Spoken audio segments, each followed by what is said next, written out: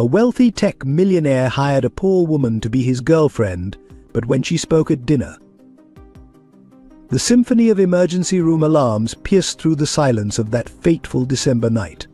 Dr. Ava Harper's hands, steady after thousands of surgeries, moved with practiced precision as she fought to save the life of 8-year-old Sophie Williams. The child's heart had stopped twice already during what should have been a routine appendectomy. BP dropping, Doctor the nurse called out, her voice tight with tension. Ava's mind raced through possibilities, questioning every decision she'd made in the operating room. Something wasn't right. The child's reaction was too severe for a simple appendicitis case. Previous medical history, Ava demanded, her eyes never leaving the small figure on the table. Nothing unusual noted, just seasonal allergies, another nurse responded, flipping through the charts.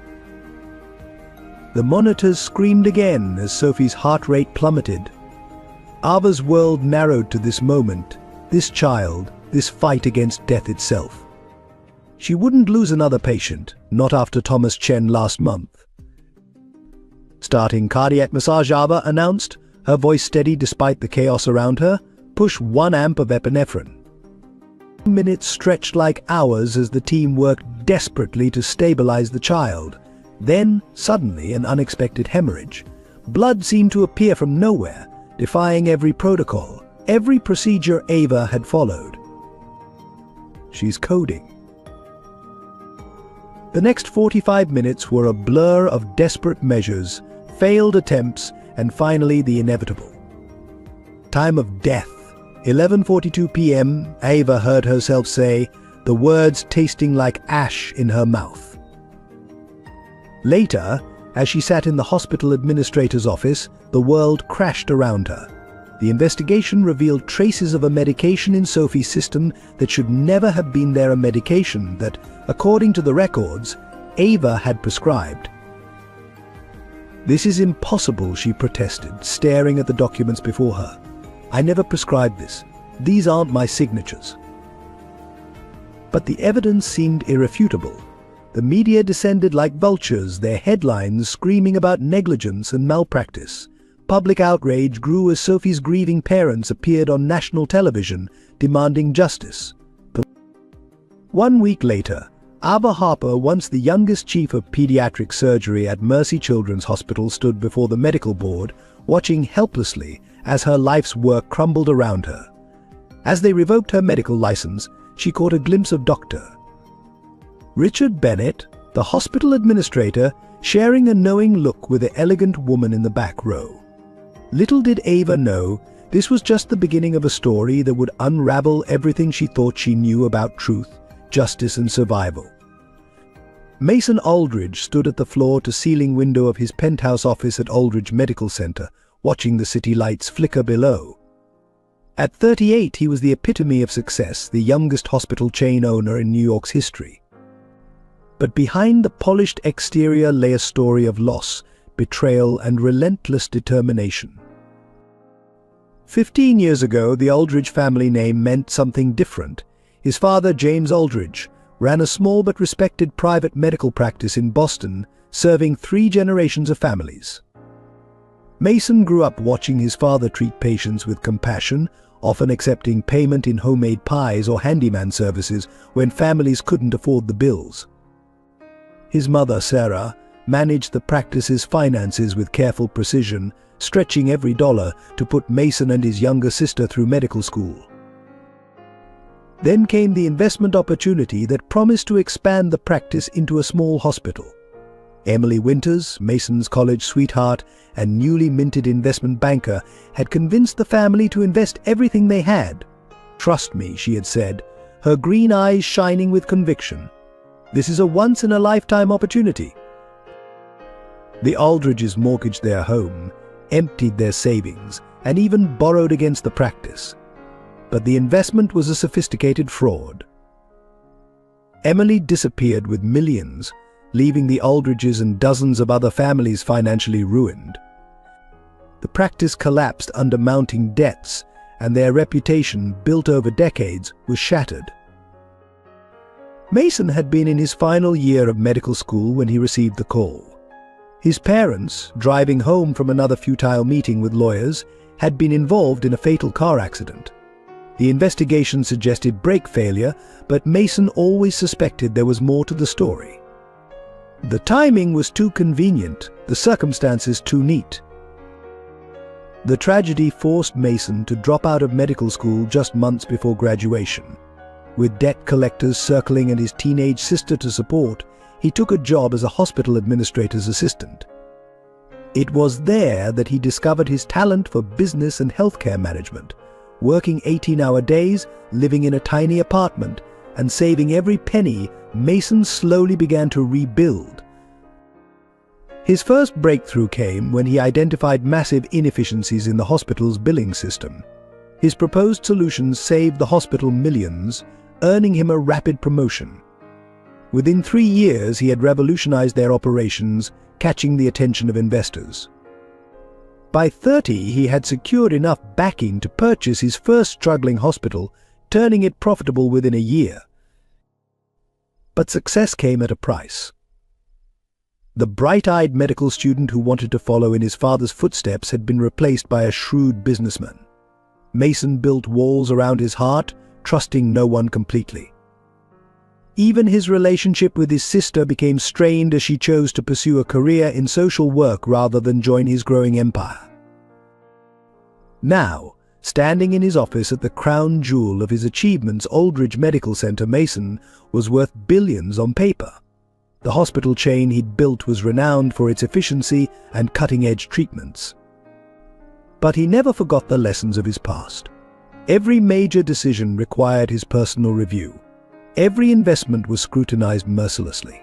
Every potential partner was investigated thoroughly. Yet on nights like this, when the weight of his empire felt heaviest, Mason would think about his father's small practice. He remembered the warmth in those worn rooms, the grateful smiles of patients who couldn't pay, the satisfaction in his father's eyes after a long day of helping others. Sometimes he wondered if, in building his fortress of success, he had lost something essential along the way. Little did Mason know that fate was about to force him to confront these questions, as a chance encounter with a disgraced doctor working in a coffee shop would challenge everything he'd built his new life upon. The path ahead would force him to choose between protecting his empire and rediscovering the heart of medicine his father had once embodied. The morning rush at the Corner Cup Cafe buzzed with its usual intensity, but Ava Harper's mind was elsewhere as she crafted another perfect latte. Through the steam of the espresso machine, she caught her reflection in the polished surface, a ghost of the confident surgeon she had been just 6 months ago. At 32, Ava should have been in an operating theater, not behind a coffee counter. She had graduated top of her class at Johns Hopkins, completed her residency at Mayo Clinic, and by 30 had become the youngest chief of pediatric surgery at Mercy Children's Hospital. Her colleagues had called her the child whisperer for her extraordinary ability to calm frightened young patients before surgery. But that was before Sophie Williams, before the accusations, before her whole world imploded. Now, instead of saving lives, Ava worked 3 jobs to keep her brother Tommy alive. The 16-year-old's rare heart condition required expensive medications and constant monitoring. Their parents' insurance had covered most of it until Ava's scandal made national headlines. Now, with her medical license revoked and her reputation in tatters, they'd been dropped from the premium coverage. Between shifts at the cafe, Ava worked as a medical transcriptionist from home and spent weekends helping at a free clinic in the Bronx, under strict supervision and prohibited from treating patients. The clinic's director, Dr. Maria Rodriguez, was one of the few who believed in Ava's innocence, offering her this small connection to the medical world she'd lost. Late at night, after Tommy was asleep, Ava would pore over her brother's medical files, searching for treatment options they could afford. The prestigious Aldridge Medical Center had a promising new cardiac program, but it might as well have been on Mars for all their ability to access it. Besides, After what happened at Mercy, no reputable hospital would touch them. The hardest part wasn't the long hours or the financial strain, it was the loss of purpose. Medicine hadn't been just a career for Ava, it had been her calling. Every time she passed a hospital, her hands would itch for surgical gloves. Every time she heard an ambulance, her heart would race with the instinct to help. Some nights she would dream of Sophie Williams on the operating table, reliving those terrible moments when everything went wrong. She'd wake up drenched in sweat, the questions that haunted her racing through her mind. How had that medication appeared in Sophie's system? Why didn't anyone question the clearly forged signatures? Why had the hospital administration moved so quickly to make her the scapegoat? But during her darkest moments, Tommy would remind her of who she was. "You're still a doctor." Ava, he'd say, his face pale but his spirit unbroken. "They can take away your license, but they can't take away your knowledge or your heart." Those words sustained her as she found ways to help despite her circumstances. She created detailed medical information packets for the free clinic's patients, translating complex conditions into simple terms. She organized medication schedules for elderly neighbors. She even started an anonymous medical advice blog, careful to include disclaimers about consulting licensed physicians. The regulars at the corner cup had no idea that the barista who remembered their complex orders and asked about their families had once performed groundbreaking pediatric surgeries. They didn't know that her perfect memory for coffee preferences had once been used to recall complex patient histories and surgical procedures. Only Dr. Rodriguez knew about Ava's silent acts of medical service, the midnight phone consultations with worried parents, the careful research she did for puzzling cases at the clinic, the way she still kept up with every new development in pediatric medicine. As if preparing for a return that might never come. As Ava handed another customer their drink, she caught sight of the morning news playing on the cafe's TV. The headline announced another expansion of Aldridge Medical Center, showing its imposing founder standing before the cameras. She quickly looked away, feeling the familiar ache of her lost world.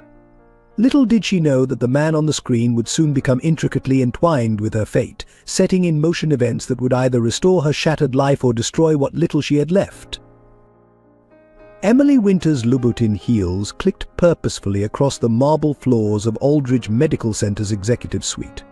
At 38, she had masterfully crafted her image as a successful investment banker specializing in healthcare acquisitions. Her perfectly styled blonde hair and designer suits spoke of wealth and influence, masking the ruthless ambition that had driven her to betray Mason Aldridge and his family 15 years ago. Now, as she prepared to orchestrate her biggest move yet, she watched Mason's empire grow with calculating patience. In his expansive office overlooking Central Park, Edward Sullivan studied a worn photograph hidden in his desk drawer. The image showed a newborn baby girl, Ava, whom he had given up for adoption 25 years ago. As one of New York's most influential healthcare investors, Edward had secretly tracked his daughter's career, feeling both pride and guilt as she rose to prominence in pediatric surgery. He had been devastated by her fall from grace, knowing there was more to the story but unable to help without revealing their connection. Sarah Harper, Ava's adoptive mother, worked tirelessly at her small insurance agency, fighting to find coverage for both her children. Years of helping clients navigate the healthcare system had given her an intimate understanding of its flaws. At 55, her once dark hair was streaked with gray, each silver strand earned from nights spent worrying about Tommy's health and Ava's future. Despite the scandal that had engulfed their family, her faith in her daughter never wavered. Dr. Richard Bennett, chief administrator of Mercy Children's Hospital, maintained a facade of professional concern over the Sophie Williams case, but his manicured office held dark secrets. At 60, his distinguished appearance and impressive credentials concealed decades of corruption. He had orchestrated Ava's downfall to cover up his own involvement in a massive insurance fraud scheme, using his position to funnel millions into offshore accounts. Behind every major player lurked Michael Winters, Emily's younger brother and a brilliant computer expert with a dark past. His skills had been instrumental in framing Ava, though he remained haunted by his role in destroying an innocent doctor's career.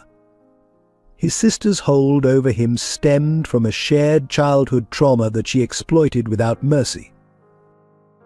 Rachel Anderson, head nurse at Mercy Children's Hospital, had witnessed the events surrounding Sophie Williams' death firsthand. Her silence had been bought with promotions and threats, but her conscience grew heavier with each passing day. She kept a locked drawer containing evidence that could exonerate Ava, waiting for the right moment or enough courage to come forward.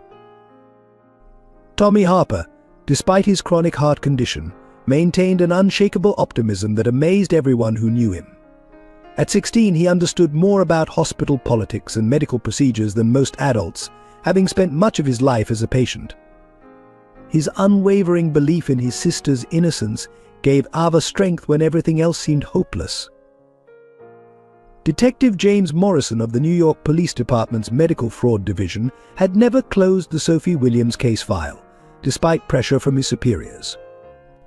20 years of experience told him the official story didn't add up, and he quietly continued gathering evidence, knowing that somewhere in the tangled web of hospital politics and corporate money lay the truth.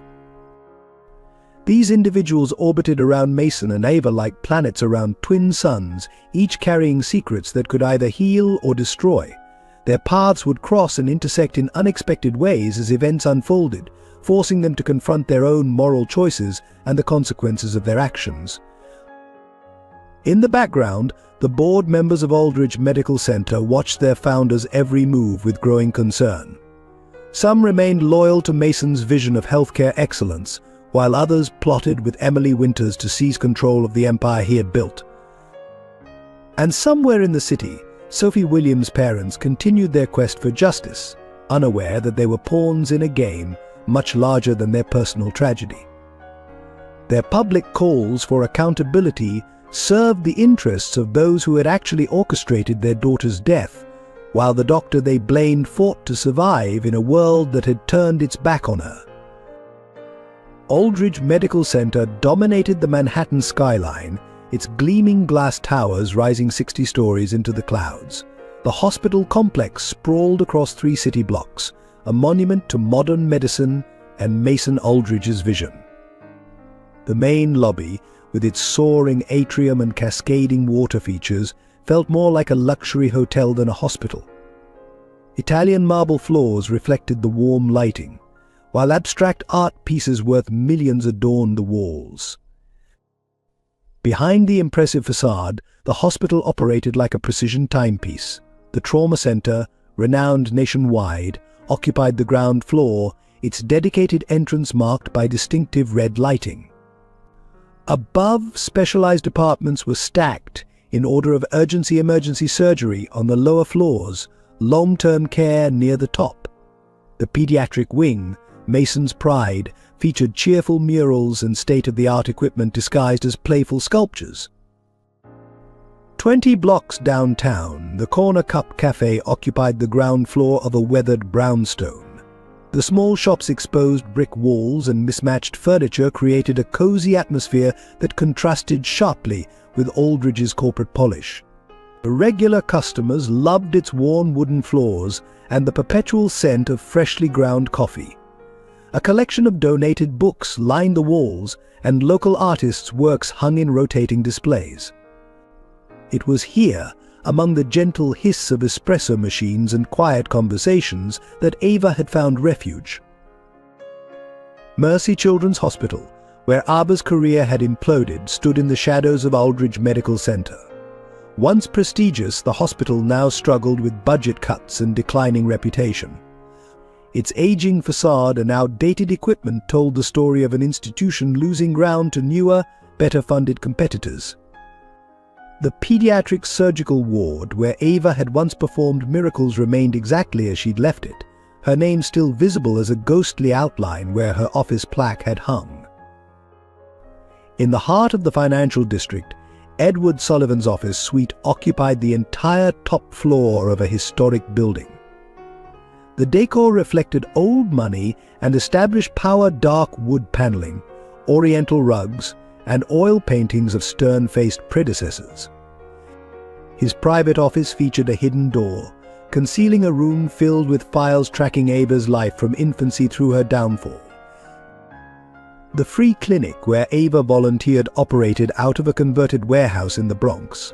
Paint peeled from its walls, and the waiting room furniture showed years of wear, but the staff maintained impeccable cleanliness. Children's drawings covered the bulletin boards, and handwritten thank you notes filled Dr. Rodriguez's office, testament to the lives touched by their work despite limited resources. Tommy's room at home had become a miniature medical ward, monitoring equipment disguised among typical teenage possessions. Sports posters covered the walls, while his medication schedule was hidden behind his desk calendar. A telescope by the window pointed toward Aldridge Medical Center's towers, representing both hope and impossibility. Dr. Bennett's office at Mercy occupied a corner suite, its windows overlooking the hospital's modest grounds. Unlike Aldridge's modern aesthetic, Bennett favored traditional decor, leather-bound medical texts, dark wooden furniture, and framed certificates covering every wall. A hidden safe behind a particularly impressive diploma contained documents that could destroy careers and lives.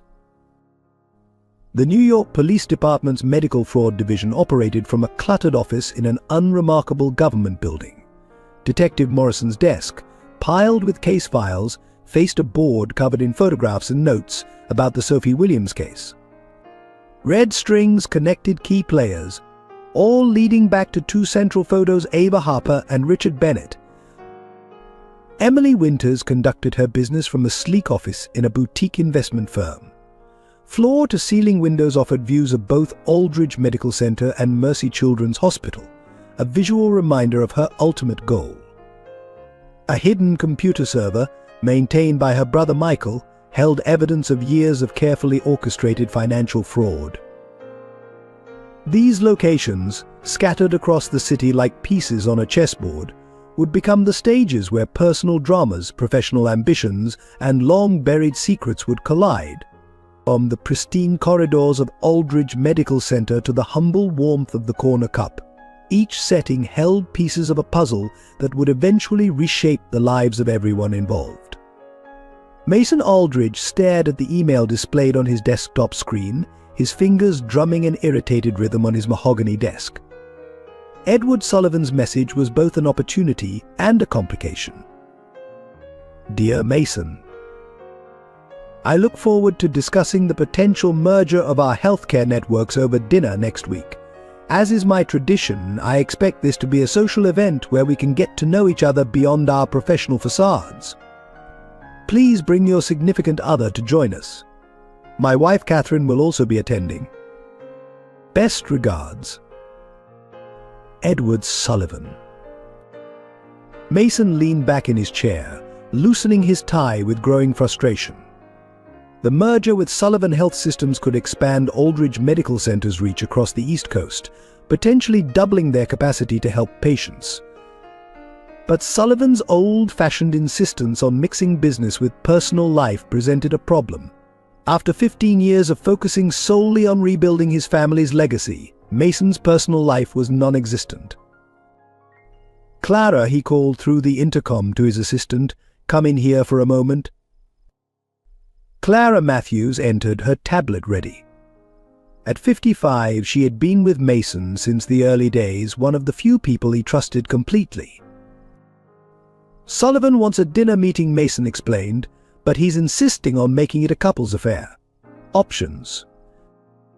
Clara's expression remained professionally neutral, though her eyes betrayed concern. We could decline, sir, but Sullivan's known for taking personal offense when his social overtures are rejected. Thompson Healthcare lost their chance at a partnership last year after their CEO showed up to dinner alone. Mason stood, walking to the window overlooking his medical empire. The setting sun cast long shadows across the hospital complex, a reminder of how much he had to lose if this merger fell through. What about Rebecca? He suggested, referring to his sister. On assignment with Doctors Without Borders for the next 3 months, Clara reminded him. Besides, Mr. Sullivan knows your family connections. It would appear deceptive. Mason ran a hand through his dark hair, a rare gesture of frustration. We need this merger, Clara. Sullivan's network of rural hospitals would allow us to help thousands more patients. Their research facilities would accelerate our treatment programs. We can't let this opportunity slip away because I'm single. Clara hesitated before speaking. There is another option, sir. We could arrange for someone to accompany you, someone professional, discreet, who understands the importance of the situation. Mason turned sharply.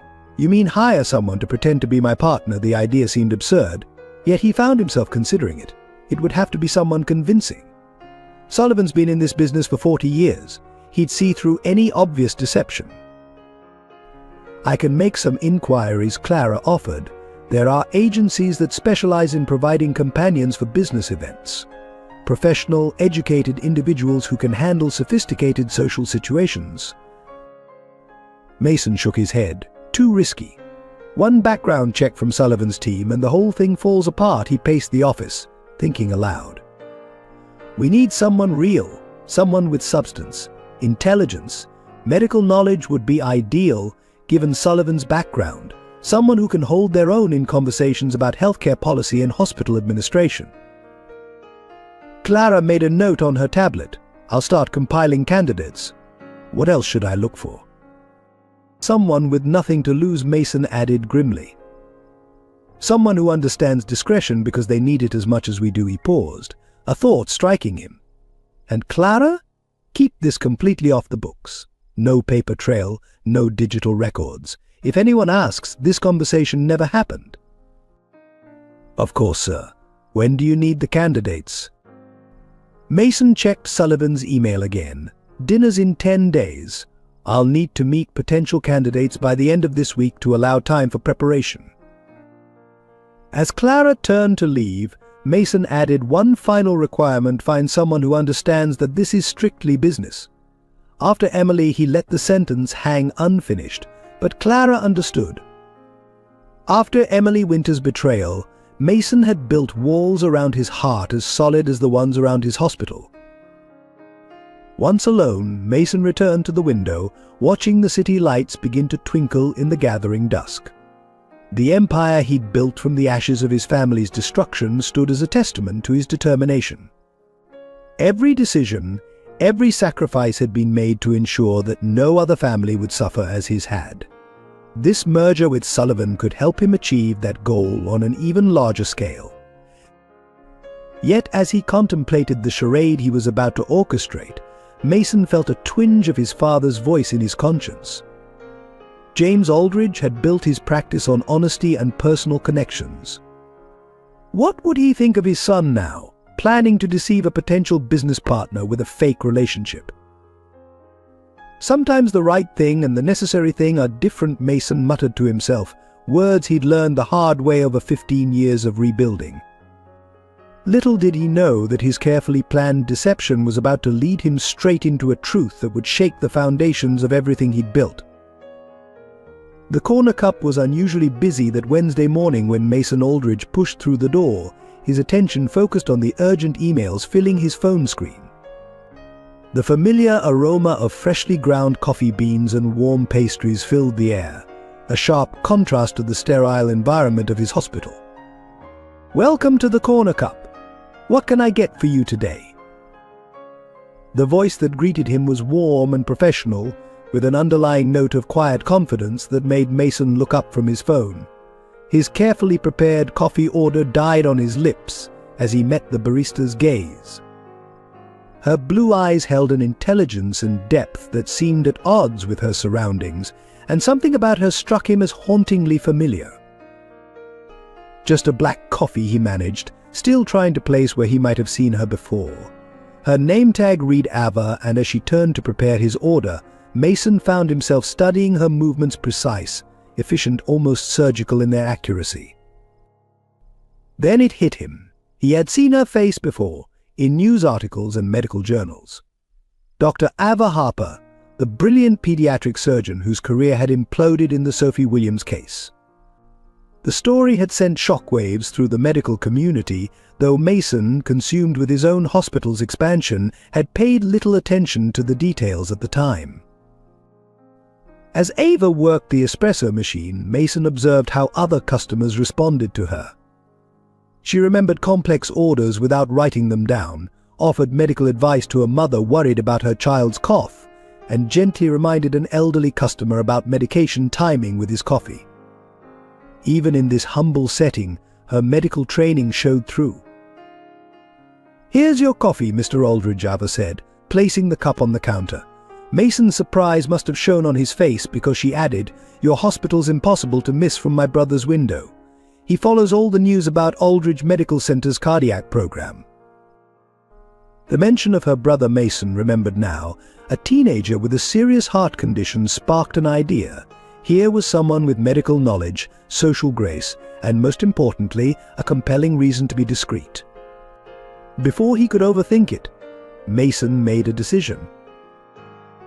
"MS. Harper," he began, lowering his voice, "I have a rather unusual proposition for you." Ava's expression shifted subtly, a mix of wariness and curiosity crossing her features. "I'm listening," she replied cautiously. Mason glanced at the growing line behind him. "Perhaps we could discuss this when you're less busy. It's a business proposition, completely legitimate, but somewhat unconventional." Ava studied him for a long moment, her professional smile never wavering. "I take my break at 2. If you're serious, you can come back then." When Mason returned that afternoon, he found Ava sitting at a corner table, her barista apron gone, replaced by a simple but elegant blouse. She looked more like the doctor she had been than the barista she was now. "All right, Mr. Aldridge," she said as he sat down, "what's this proposition of yours?" Mason laid out the situation with Sullivan, watching Ava's reactions carefully.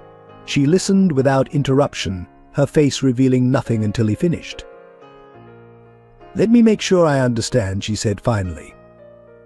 "You want to hire me to pretend to be your girlfriend for a business dinner?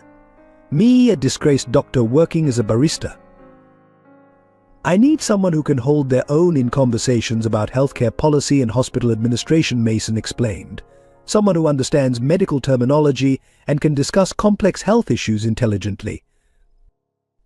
"And someone with nothing left to lose," Ava added sharply. Mason met her gaze directly. "Someone who understands the value of discretion. The compensation would be significant, enough to cover several months of your brother's treatments." At the mention of her brother, Ava's professional facade cracked slightly. "How do you know about Tommy?" "I make it my business to know about potential cardiac patients in our service area," Mason replied carefully. "Especially ones who might benefit from our new treatment programs." Ava leaned back, a bitter smile playing at her lips. "So that's the real offer. I play pretend girlfriend, and my brother gets considered for your program." "No," Mason said firmly. "The two are completely separate. Whatever you decide about my proposition, I'll have my team review Tommy's case. That's not a bribe, Ms. Harper. It's what we should have done already." Something in his tone must have convinced her, because Ava's expression softened slightly. "When is this dinner?" she asked. "Next Tuesday. I'll provide everything you need: clothes, accessories, whatever makes you comfortable. All you have to do is be yourself, minus the current occupation." Ava was quiet for a long moment, her fingers tracing patterns on the worn wooden table. Finally she looked up, her blue eyes meeting his with unexpected intensity. "I have conditions," she said. First Ava began, her voice firm and professional. "This is a one-time arrangement. No matter how well the dinner goes, no repeat performances." Mason nodded. "Agreed."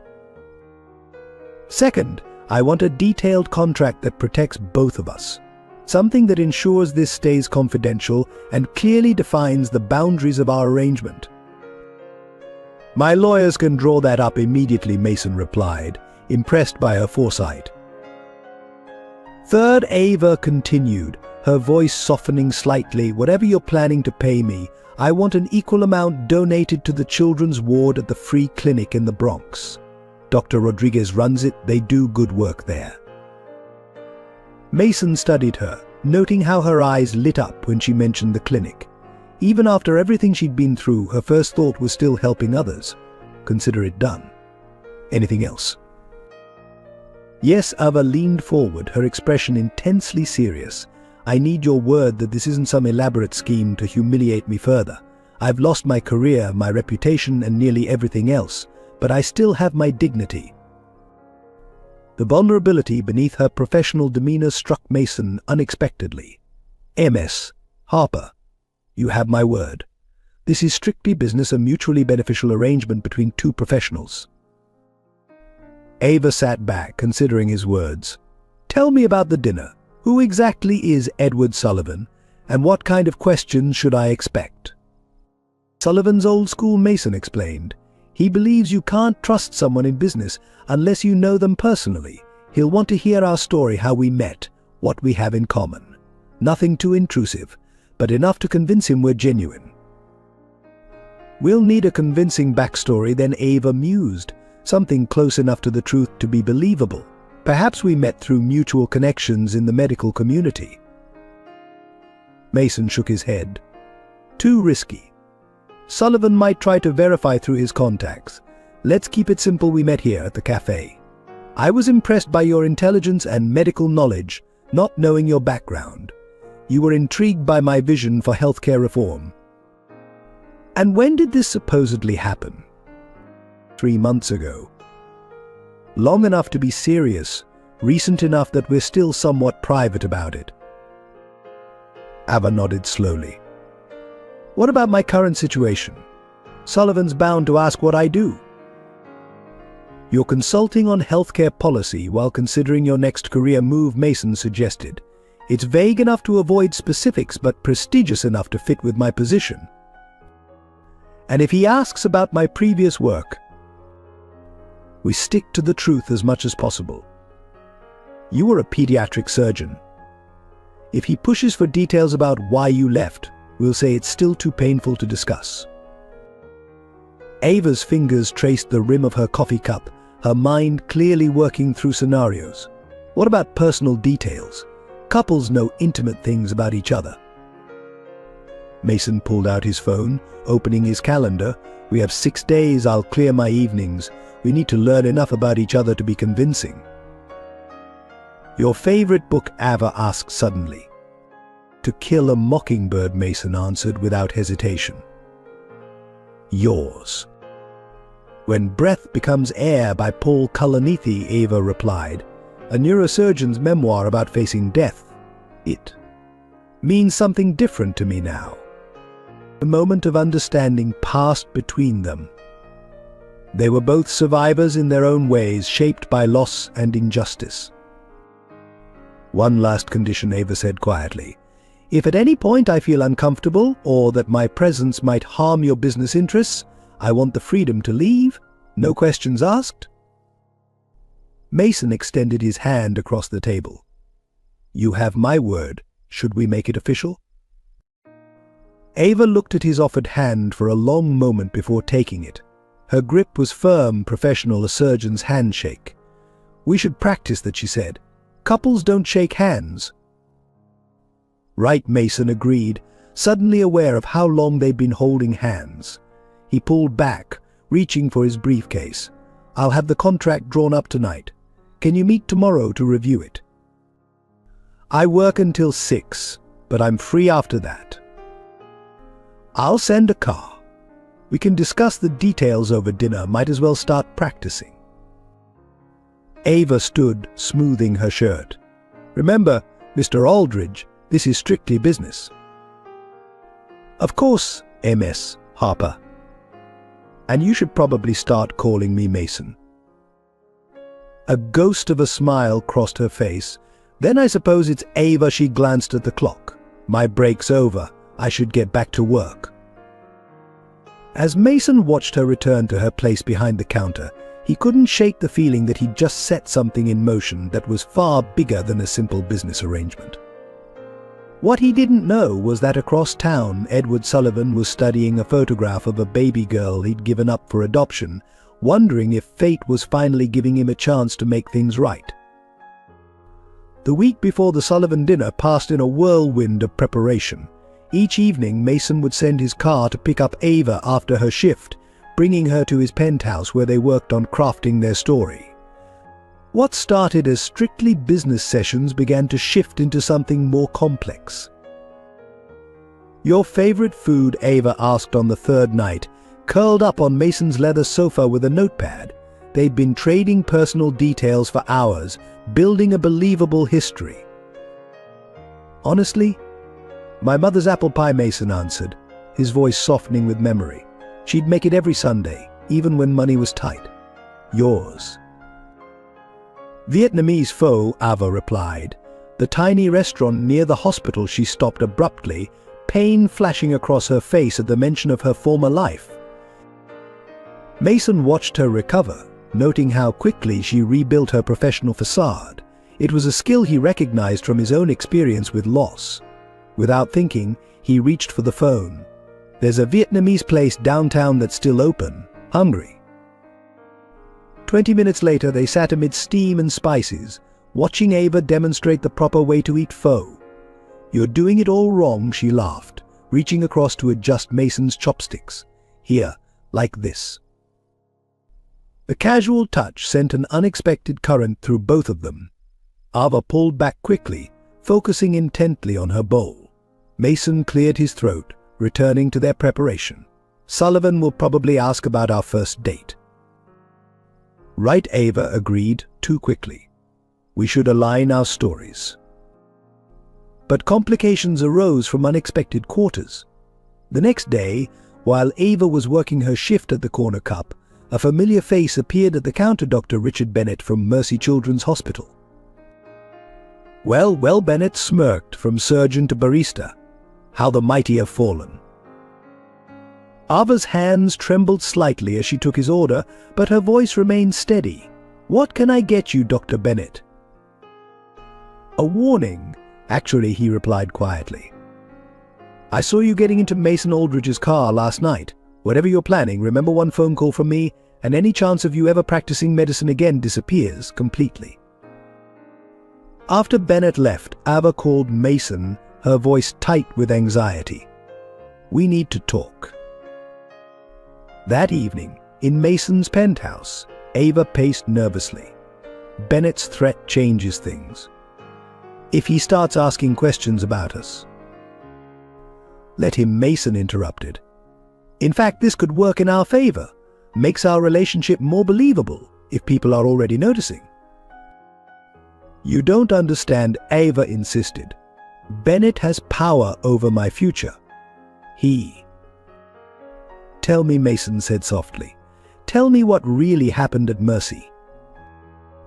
For a moment, Ava stood silent by the window, her silhouette stark against the city lights. Then, slowly, she began to speak. She told him about the inconsistencies in Sophie Williams' charts, the medication signatures that didn't match hers, the speed with which Bennett had pushed for her license revocation. Mason listened intently, his business mind catching details Ava herself hadn't considered. The timing, he mused. When exactly did all this happen? 6 months ago, right after Mercy announced its financial troubles. And right before Bennett started negotiating with larger hospitals for a buyout, Mason added, pieces clicking into place. "Ava, I think you were set up to take the fall for something much bigger." Their eyes met across the room, understanding passing between them. In that moment, the line between their pretense and reality blurred further. The next evening's preparation session felt different. Their practiced touches lingered longer than necessary. Their constructed stories contained more truth than fiction. When Mason helped Ava with her coat, his hand stayed on her shoulders a moment too long. "We should practice dancing," Ava suggested suddenly. "Sullivan's bound to have music at dinner." Mason pulled up a playlist on his phone, soft jazz filling the penthouse. As he took Ava in his arms, the professional space between them dissolved. She fit perfectly against him, her head resting naturally on his shoulder as they swayed. "Tell me about Tommy," Mason murmured, trying to maintain focus on their preparation. Ava spoke softly about her brother's condition, his courage, his unwavering faith in her innocence. Mason found himself sharing stories of his own sister, of losing his parents, of rebuilding from nothing. As the music played on, neither mentioned that they'd been dancing long after any reasonable practice session would have ended. When the car finally arrived to take Ava home, they both felt the evening had shifted something fundamental between them. But in their focus on each other, neither noticed the photographer across the street, documenting their growing closeness. Nor did they see Emily Winters in her office, studying those same photos with calculating eyes, planning her next move in a game that had been 15 years in the making. The stage was set for a dinner that would change everything, but not in the way any of them expected. The morning of the Sullivan dinner arrived with an unexpected complication. Ava stood in her small apartment bathroom, staring at her reflection, while her phone buzzed repeatedly with messages from Tommy's doctor. Her brother's condition had worsened overnight, requiring immediate tests at the free clinic. "I can't make our final preparation lunch," she told Mason when he called. "Tommy needs me." There was only a brief pause before Mason replied, "Text me the clinic's address. I'll meet you there." An hour later, Ava looked up from Tommy's bedside to find Mason Aldridge walking into the clinic's shabby waiting room, looking completely out of place in his tailored suit.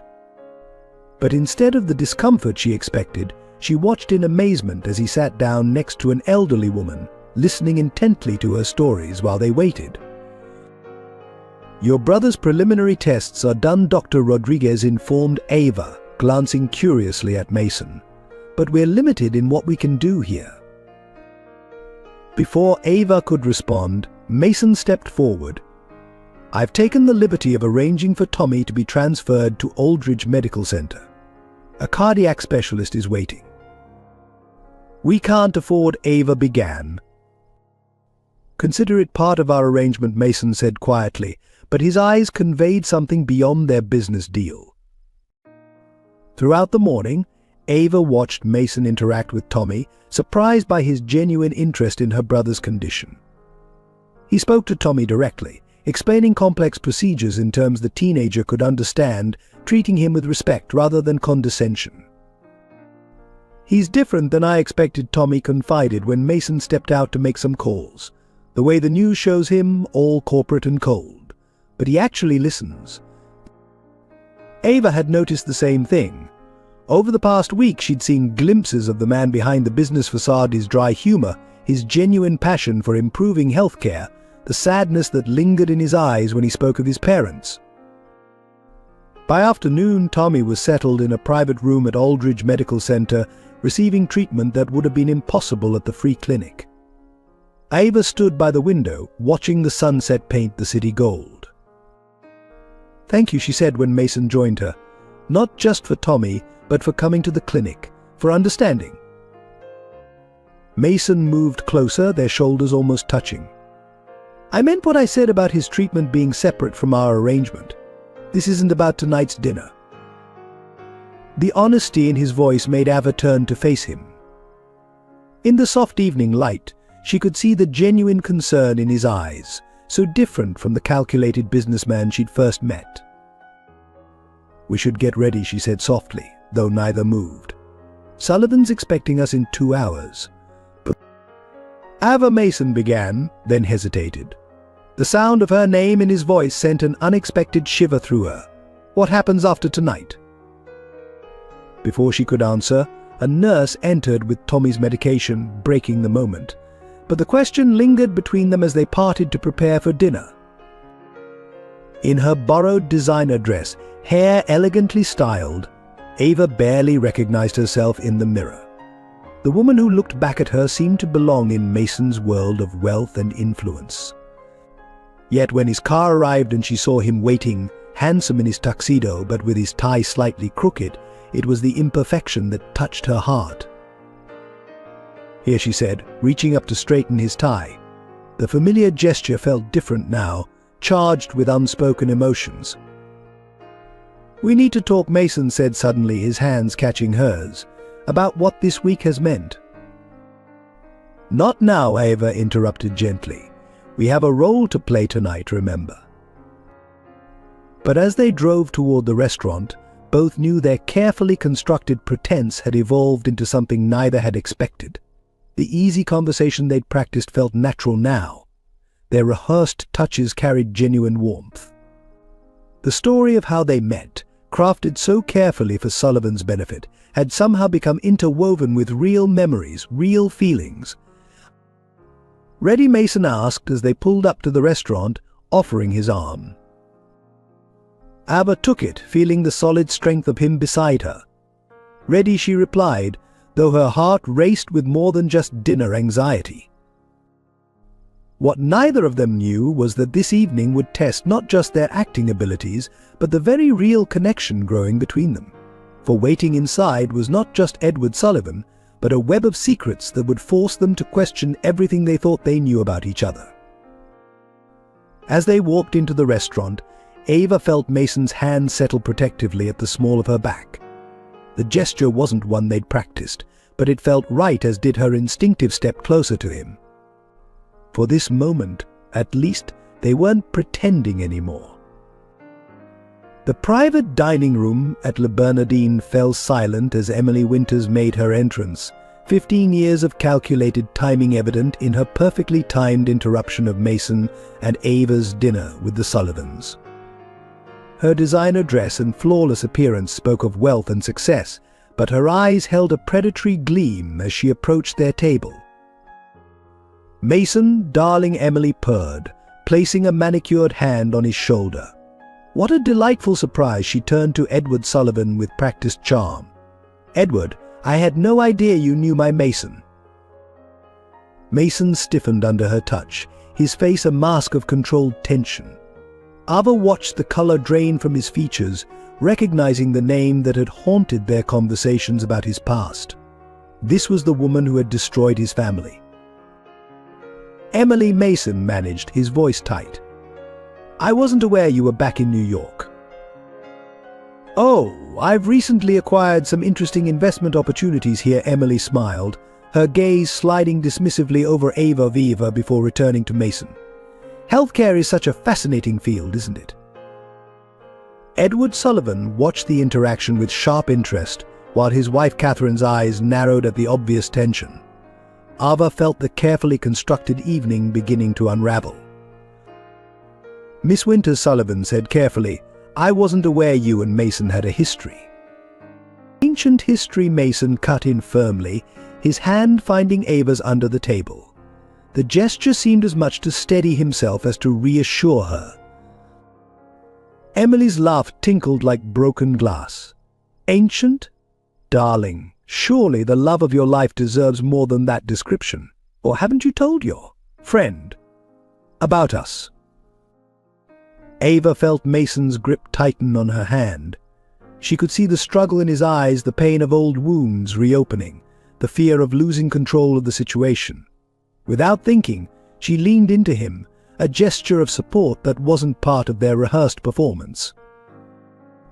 "Actually," Ava said smoothly, meeting Emily's calculating stare, "Mason has told me everything about his past, including the investment fraud that destroyed his family's medical practice." Emily's perfect composure slipped for just a moment, but it was enough for Ava to catch a glimpse of something dangerous beneath the polished surface. My, Emily recovered, pulling up a chair uninvited. "He really has been honest with you." "How?" "Refreshing." Sullivan was watching the exchange with increasing interest. "Miss Winters, perhaps you'd care to join us? We were just discussing the future of private healthcare in New York." "I'd be delighted," Emily smiled, signaling for another place setting. "In fact, I have some rather interesting news about Mercy Children's Hospital that might interest everyone at this table." Ava felt her blood run cold. The pointed look Emily gave her made it clear this was no coincidence. Somehow, Emily knew about her past at Mercy. Throughout the meal, Emily wove a complex web of subtle barbs and veiled threats, each comment carefully calculated to undermine Mason and Ava's relationship in Sullivan's eyes. She spoke of shared memories with Mason, of insider knowledge about his business practices, all while maintaining an air of innocent reminiscence. "You know," Emily mentioned casually over dessert, "I always admired Mason's commitment to thorough background checks on everyone he works with. It saved him from some potentially embarrassing situations." The threat was clear. Emily knew about their arrangement, or at least suspected enough to be dangerous. But as Ava watched Mason wrestle with his past demons throughout the evening, she realized something had changed. Their pretense had become real enough that Emily's attempts to separate them were having the opposite effect. "Excuse me," Ava said suddenly, standing. "I need to check on my brother." It wasn't entirely a lie. She did need to check Tommy's test results, but she also needed a moment to think. In the restaurant's elegant bathroom, Ava gripped the marble countertop, studying her reflection. The woman who looked back at her wasn't just playing a role anymore. Somewhere between their careful preparation and this moment, she had developed real feelings for Mason Aldridge. Her phone buzzed with a text from an unknown number. "How much is Mason paying you to play girlfriend? Would you like to know what he's really planning for Mercy Children's Hospital?" Before she could process the message, the bathroom door opened and Emily entered, her smile as sharp as a scalpel. "We need to talk, Dr. Harper. About your future, your brother's health, and what's really going on with Mason Aldridge." The harsh ring of a hospital phone shattered the tense standoff in the restaurant bathroom. Dr. Rodriguez's voice trembled as she delivered the news Tommy had collapsed during his evening tests, his heart showing signs of severe arrhythmia. Ava forgot about Emily, forgot about the dinner, forgot about everything except getting to her brother. She burst back into the dining room, her face pale. "Mason, I need to go. It's Tommy." Mason was on his feet instantly, all thoughts of the merger forgotten. "Edward, I apologize, but we have an emergency. My car's outside." Sullivan watched with shrewd eyes as Mason wrapped his arm protectively around Ava's shoulders, guiding her quickly through the restaurant. Emily's attempt to interject was cut short by the genuine fear in Ava's eyes. The ride to Aldridge Medical Center was a blur.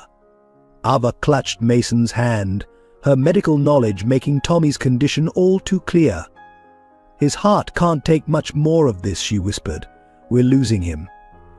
In the cardiac unit, Dr. Sarah Collins met them with charts and grave expressions.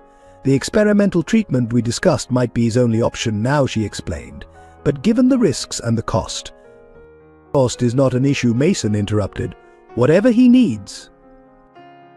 "Mason, no," Ava protested weakly. "You've already done too much." "This isn't about our arrangement," Mason said firmly.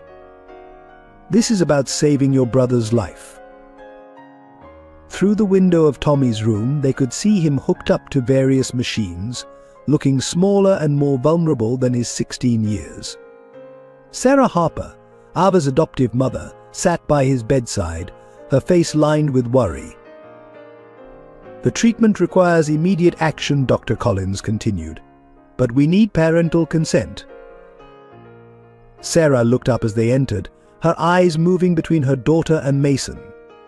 "They've explained the risks," she said quietly. "It's experimental, Ava. As his medical proxy, what do you think?" Ava felt the weight of the decision crushing her. As a doctor, she knew the statistics, the potential complications. As a sister, she couldn't bear to lose him. "What exactly are the survival rates?" she asked Dr. Collins. "Without the treatment, his chances are less than 20%. With it, we're looking at 60 to 70%, based on preliminary trials." Mason stood slightly apart, watching Ava wrestle with the decision.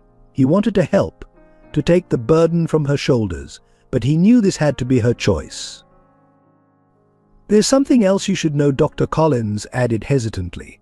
The treatment was developed in partnership with Mercy Children's Hospital.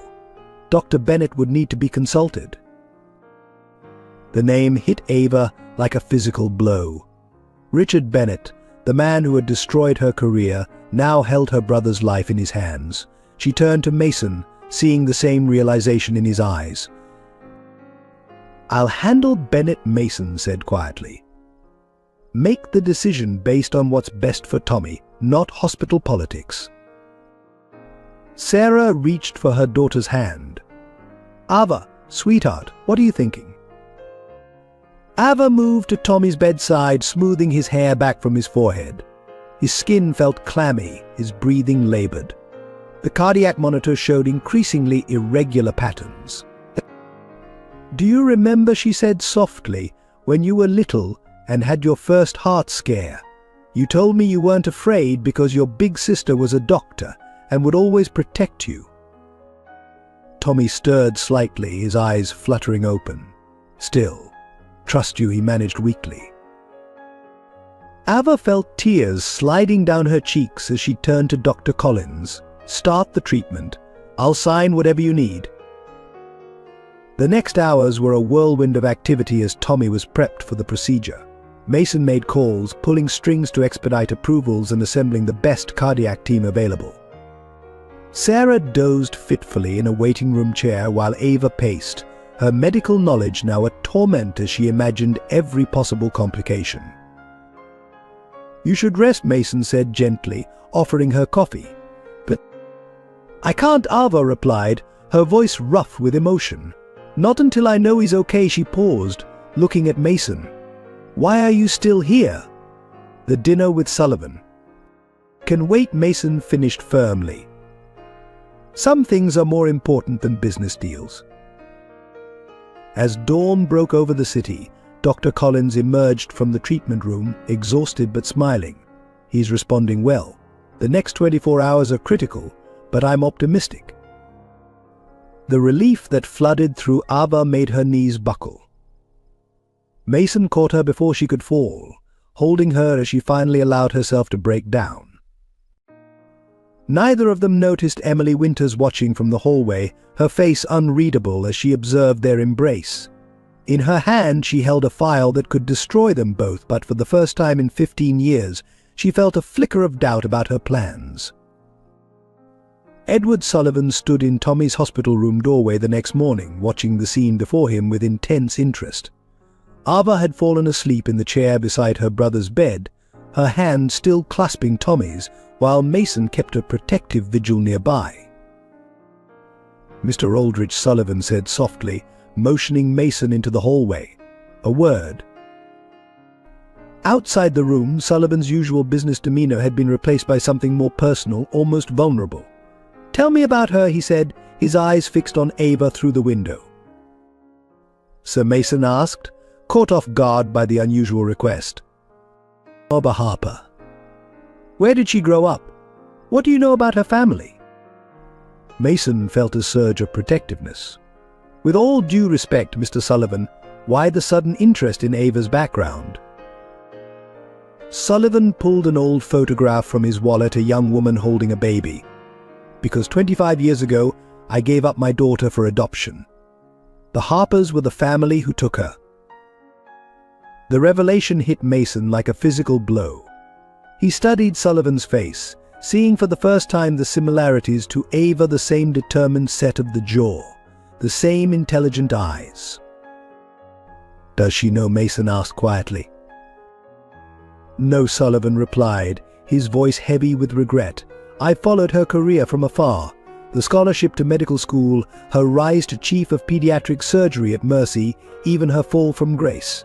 I wanted to help during the Sophie Williams case, but revealing yourself then would have seemed opportunistic," Mason finished, understanding dawning. "The dinner invitation wasn't just about the merger, was it?" Sullivan shook his head. "I needed to meet her, to see what kind of woman she'd become. When I heard rumors about you dating her, it seemed like fate." Inside the room, Ava stirred, checking Tommy's vital signs with practiced efficiency. Sullivan watched her movements with barely concealed emotion. Her birth mother died when Ava was just a baby. Sullivan continued. I was young, struggling to make ends meet. The Harpers could give her everything I couldn't, but I've never stopped thinking about her. Mason felt the weight of their deception pressing down on him. Mr. Sullivan, there's something you should know about my relationship with Ava. That it began as an arrangement for our dinner. Sullivan's eyes twinkled with unexpected humor. I've been in business 40 years, son. I recognize the signs. What interests me is how real it's become. Before Mason could respond, Dr. Bennett appeared at the end of the hallway, his face darkening at the sight of them. Mr. Sullivan, what a surprise. I wasn't aware you were visiting our former employee. Sullivan's demeanor changed instantly, becoming the shrewd businessman Mason knew.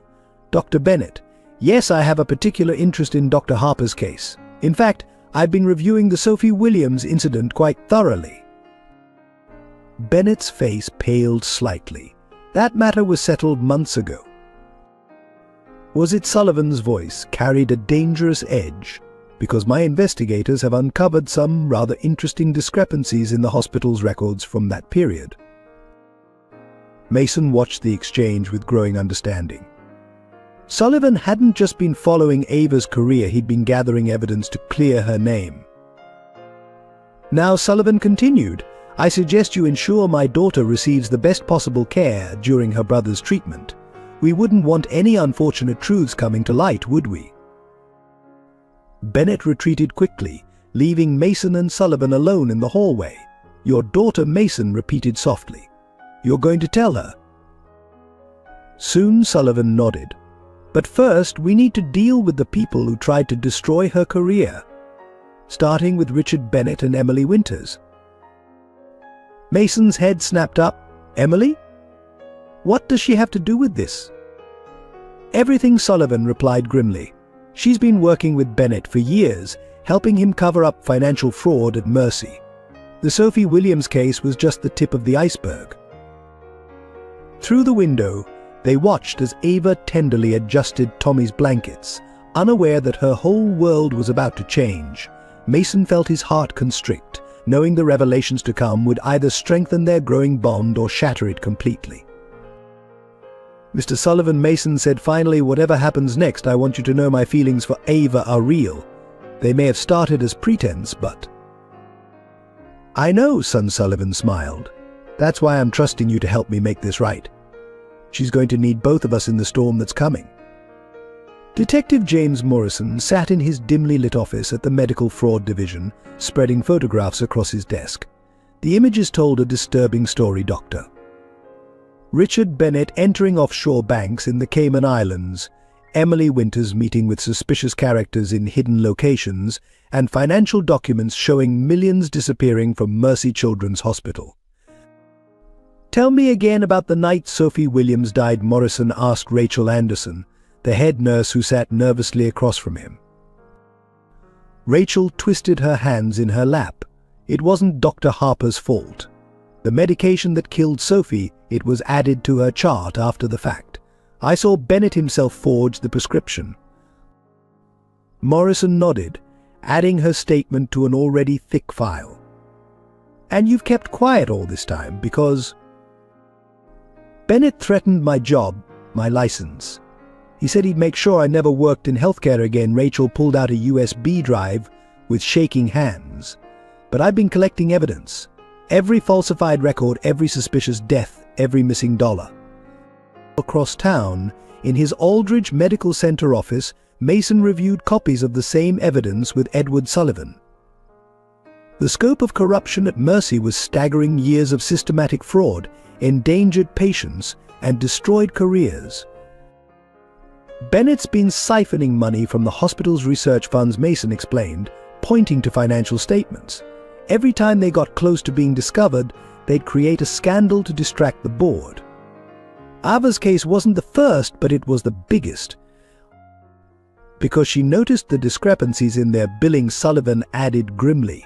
She was getting too close to the truth. A knock at the door interrupted them. Clara entered, her face tense. "Sir, Dr. Bennett is here. He's demanding to see Tommy's treatment records." Mason and Sullivan exchanged looks. "Show him in," Mason decided. "It's time we had this conversation."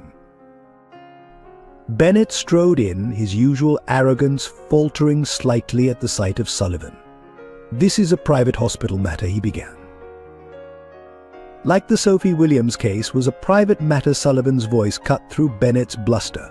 "Or the millions missing from Mercy's pediatric fund." Color drained from Bennett's face as Mason began laying out documents on his desk. "We have everything, Richard. The falsified records, the offshore accounts, the witnesses. Did you really think you could hide it forever?" "You don't understand." Bennett's composure cracked. Mercy was failing. The fraud started small, just enough to keep departments running. Then Emily Winters came with her investment schemes. And the bodies started piling up. Mason finished coldly. "Innocent patients died. Good doctors lost their careers, all to cover your tracks." "I can explain everything," Bennett began, reaching for his phone. "I wouldn't," Sullivan interrupted. "The FBI is already talking to Emily Winters. She's been quite cooperative." In Tommy's hospital room, Ava sat unaware of the drama unfolding in Mason's office. She was focused on her brother's improving vital signs when Rachel Anderson appeared in the doorway. "Dr. Harper," Rachel's voice shook. "I need to tell you something about Sophie Williams." Ava felt her world tilt as Rachel confessed everything: the falsified records, Bennett's threats, the years of silence. "I'm so sorry," Rachel finished, tears streaming down her face. "I should have come forward sooner." Before Ava could respond, shouting erupted in the hallway. Bennett ran past the room, pursued by hospital security. Moments later, Mason and Sullivan appeared. "Ava," Mason said gently, "there's something you need to see." In Mason's office, they showed her everything: the evidence of Bennett's corruption, Emily's involvement, the systematic destruction of anyone who threatened to expose them. Ava read Sophie Williams' real medical records, finally understanding what had really happened that night. "All this time," she whispered, documents trembling in her hands, "all these months of blame and shame." "Your name will be cleared," Sullivan promised, his voice carrying an emotion Ava didn't understand. "Bennett and Emily will face justice." As if summoned by his words, Emily Winters was led past the office by FBI agents, her perfect composure finally shattered. She caught sight of Ava through the glass walls. "I'm sorry," Emily called out desperately. "I never meant for anyone to die. It just got so out of control." Ava watched her disappear into the elevator, feeling strangely empty. The vindication she'd dreamed of felt hollow compared to the lives lost to Bennett's greed. "There's more," Mason said softly, taking her hand. "Something you need to know about Edward Sullivan." But before he could continue, alarms blared from the cardiac unit. Tommy's monitors were showing critical warnings. In the chaos that followed, revelations about biological fathers would have to wait. As Ava ran toward her brother's room, the truth about Mercy's corruption spread through the hospital like wildfire. Staff members came forward with their own stories, more evidence emerged, and the full scope of Bennett's crimes began to come to light. Detective Morrison, watching the scene unfold from the nurse's station, made a final note in his file: sometimes justice comes from unexpected places. Today it came from a disgraced doctor, a reformed nurse, and a businessman who remembered his conscience. In the dimly lit interrogation room of the FBI's New York office, Emily Winters sat perfectly poised despite her handcuffs, her designer suit incongruous against the stark surroundings. Across the table, Detective Morrison watched her calculated smile with practiced skepticism. "I'll make a deal," Emily said smoothly, "but I want to speak to Mason Aldridge first, alone." When Mason arrived, Emily's mask slipped slightly, revealing a glimpse of the desperation beneath. "Mason, darling, surely you can see this is all a misunderstanding." Like the misunderstanding that destroyed my family, Mason's voice was ice cold. Or the one that ruined Ava's career. Ava Harper. Emily laughed bitterly. Your pretend girlfriend. Oh yes, I know all about your little arrangement. What would Sullivan think if he knew you'd hired someone to deceive him? Mason kept his face neutral, though his hands clenched under the table. Is that your play, Emily? Blackmail. Think about it, Mason. Your reputation, your hospitals, everything you've built, it all depends on trust.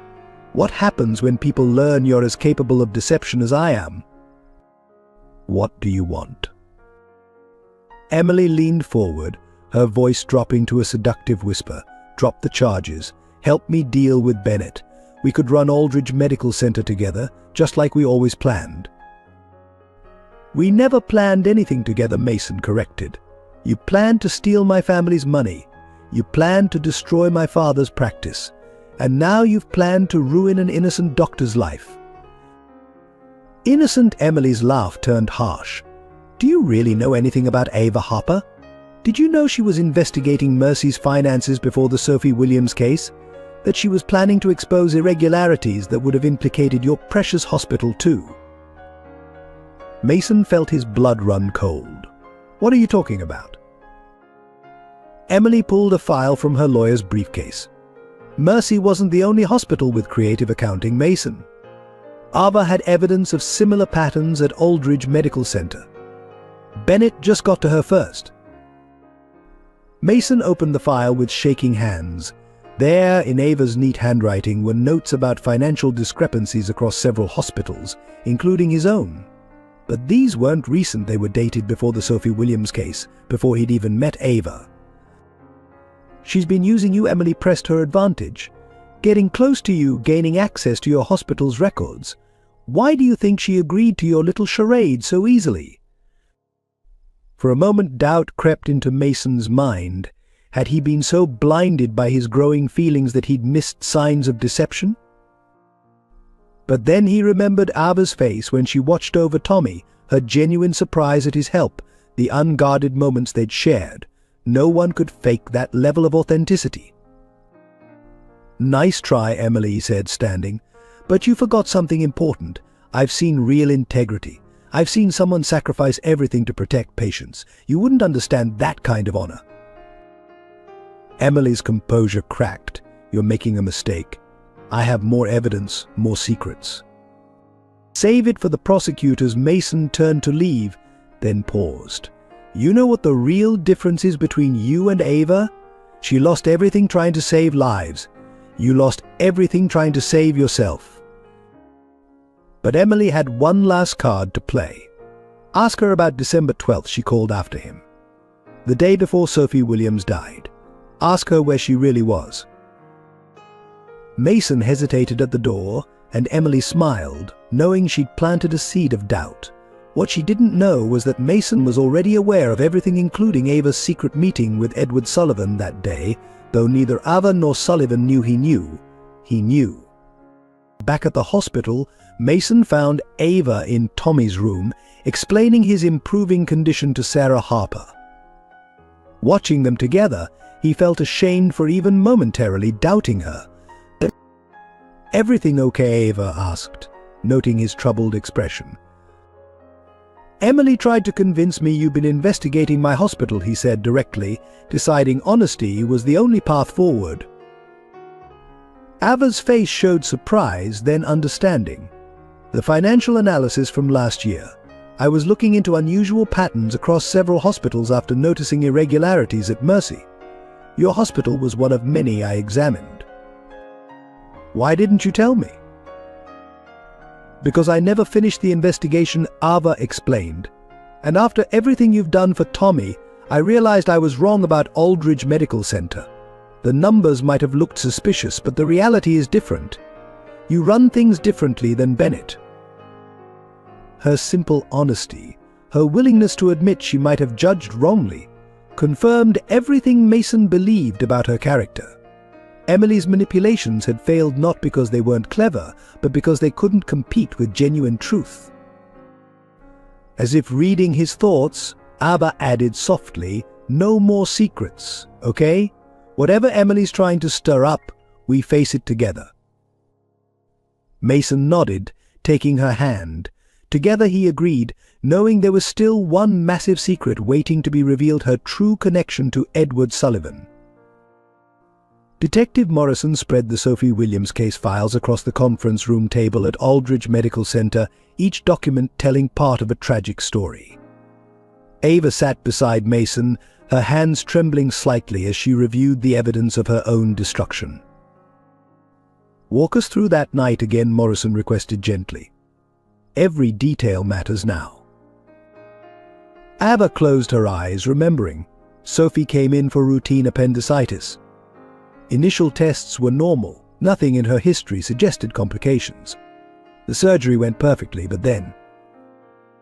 Her heart stopped. Mason finished softly, having heard the story in their late-night conversations. "Yes, but it wasn't just cardiac arrest. Her reaction was severe, unexpected. When I checked her charts afterward, someone had added medication orders I never prescribed." But Morrison pulled out a document. "Like this prescription, we had it analyze. The signature's an expert forgery, but it's definitely not yours." Sarah Williams, Sophie's mother, sat across the table, tears streaming down her face as the truth emerged. "All this time, we blamed you. The hospital told us you'd made a mistake, that you'd been careless." Mrs. Williams, Ava's voice broke. "I think about Sophie every day. I would never have done anything to harm her." "We know that now," Mr. Williams spoke up from beside his wife. "Detective Morrison showed us the evidence. Bennett and his people, they used our daughter's death to cover their crimes." Rachel Anderson entered with more files, her testimony as head nurse proving crucial to the investigation. "These are all the cases where Bennett altered records. Sophie's wasn't the first, but it was the most devastating." "Because Dr. Harper was getting too close to the truth," Morrison explained, laying out financial documents. "She'd noticed discrepancies in the hospital's billing, started asking questions about missing research funds." Mason studied the timeline they'd constructed. The night before Sophie's surgery, Ava met with a hospital board member anonymously to report her suspicions. Edward Sullivan, Ava confirmed, unaware of the significance. He seemed concerned about the irregularities, promised to investigate. Sarah Harper, who had joined them to support her daughter, gasped softly as she recognized the name. Mason and Morrison exchanged knowing looks, but kept Sullivan's secret for now. "Bennett must have found out about the meeting," Morrison continued. The next day, Sophie Williams was admitted for routine surgery. The perfect opportunity to discredit a whistleblower. "But why kill an innocent child?" Sarah Williams demanded, her grief turning to anger. "They didn't mean to," Rachel explained quietly.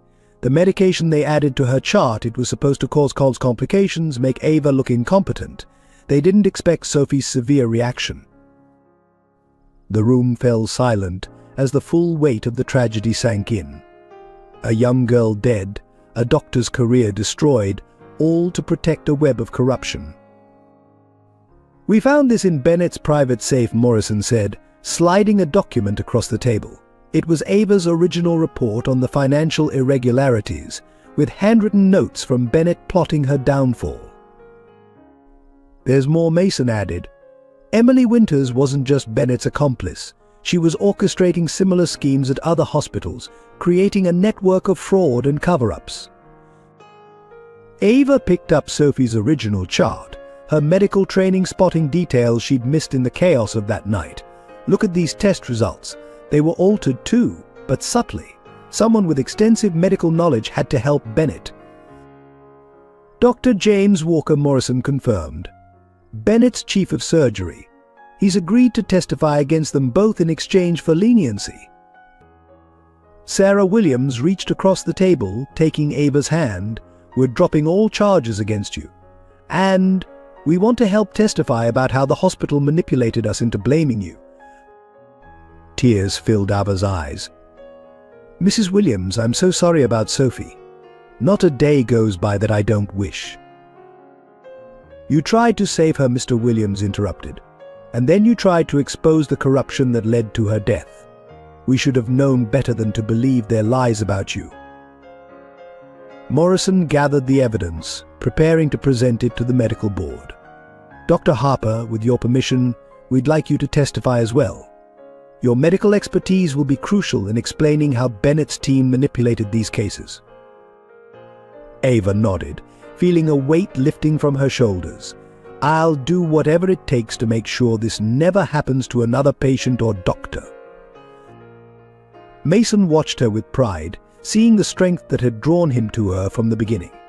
This woman, who had lost everything but never lost her integrity, had somehow helped him rediscover his own moral compass. One last thing, Morrison added. Edward Sullivan has requested to be present at your testimony. He says he has additional evidence about the extent of Bennett's crimes. Ava agreed, not knowing she was about to face not just the resurrection of her career, but the revelation of her true identity. Late that night, Mason stood in his penthouse office, staring at the city lights below while wrestling with the weight of secrets. On his desk lay 3 files: Sullivan's proof of paternity, Emily's evidence of his own hospital's financial irregularities, and the complete investigation into Sophie Williams' death. You haven't told her yet, have you? Clara asked from the doorway, bringing him his 3rd coffee of the night. How do you tell someone that their biological father has been watching their entire life? That he knew about their downfall but didn't step in? Mason ran a hand through his disheveled hair. And how do I explain knowing all this while pretending to be her boyfriend? Are you still pretending? Clara's question hung in the air. Mason thought about Ava's strength during the investigation, her compassion for the Williams family despite their years of blame, her unwavering focus on Tommy's recovery even amid her own vindication. No, he admitted quietly. I stopped pretending somewhere between the coffee shop and tonight. Then you have a bigger problem, Clara pointed out. Your feelings are real, but your relationship started with a lie. One that's about to collide with Sullivan's secret. Mason picked up the file about his hospital's finances. Emily wasn't completely lying. There are irregularities in our books too. Nothing like Bennett's fraud, but enough to raise questions. Questions Ava was investigating before Sophie Williams died. What if she can't forgive the deception? Mason voiced his deepest fear. What if finding out about Sullivan, about our arrangement, about these financial issues, what if it's too much? Clara sat down, her maternal instincts taking over. Mason, I've worked with you for 15 years. I watched you rebuild after Emily's betrayal, saw you close yourself off from any real connections. But with Ava, you're different. You're the person you were meant to be before life made you hard. That's what terrifies me, Mason confessed. I built this empire on control, on never letting anyone close enough to hurt me again. Now you're in love with a woman who values truth above all else, and you're keeping life-changing secrets from her. Mason walked to the window, remembering the moment in Tommy's hospital room when Ava had said no more secrets, the irony twisted in his gut. His phone buzzed a text from Sullivan she needs to know before the medical board hearing. Both about me and about your original arrangement. Better she hears it from you than Bennett's lawyers. Another message followed from Detective Morrison. Bennett's team is planning to use your fake relationship to discredit Ava's testimony. Time's running out. Mason pressed his forehead against the cool glass, remembering his father's words from long ago. Son, in medicine and in life, hard truths told with love hurt less than kind lies discovered too late. What would you do, he asked Clara, if you were in my position? I'd remember that Ava Harper has survived losing her career, her reputation, and nearly her brother. She's stronger than you're giving her credit for. And Sullivan? How do I tell her that her biological father watched her fall from grace and did nothing? Tell her everything, Clara said simply. The arrangement, Sullivan's identity, your hospital's issues, and most importantly, how your feelings changed. Let her decide what to do with the truth. Mason nodded slowly, making his decision. He picked up his phone to text Ava, but it rang first the cardiac unit. Tommy's condition had suddenly deteriorated. Racing to the hospital, Mason found Ava in Tommy's room, her medical training warring with her sisterly panic as the doctors worked to stabilize him. Without thinking, he pulled her into his arms. "I can't lose him," she whispered against his chest. "Not now, not when everything's finally being set right." In that moment, holding her while she faced another potential loss, Mason knew he couldn't wait any longer. The truth needed to be told, whatever the consequences. "Ava," he said gently, once Tommy was stable again. "There's something I need to tell you.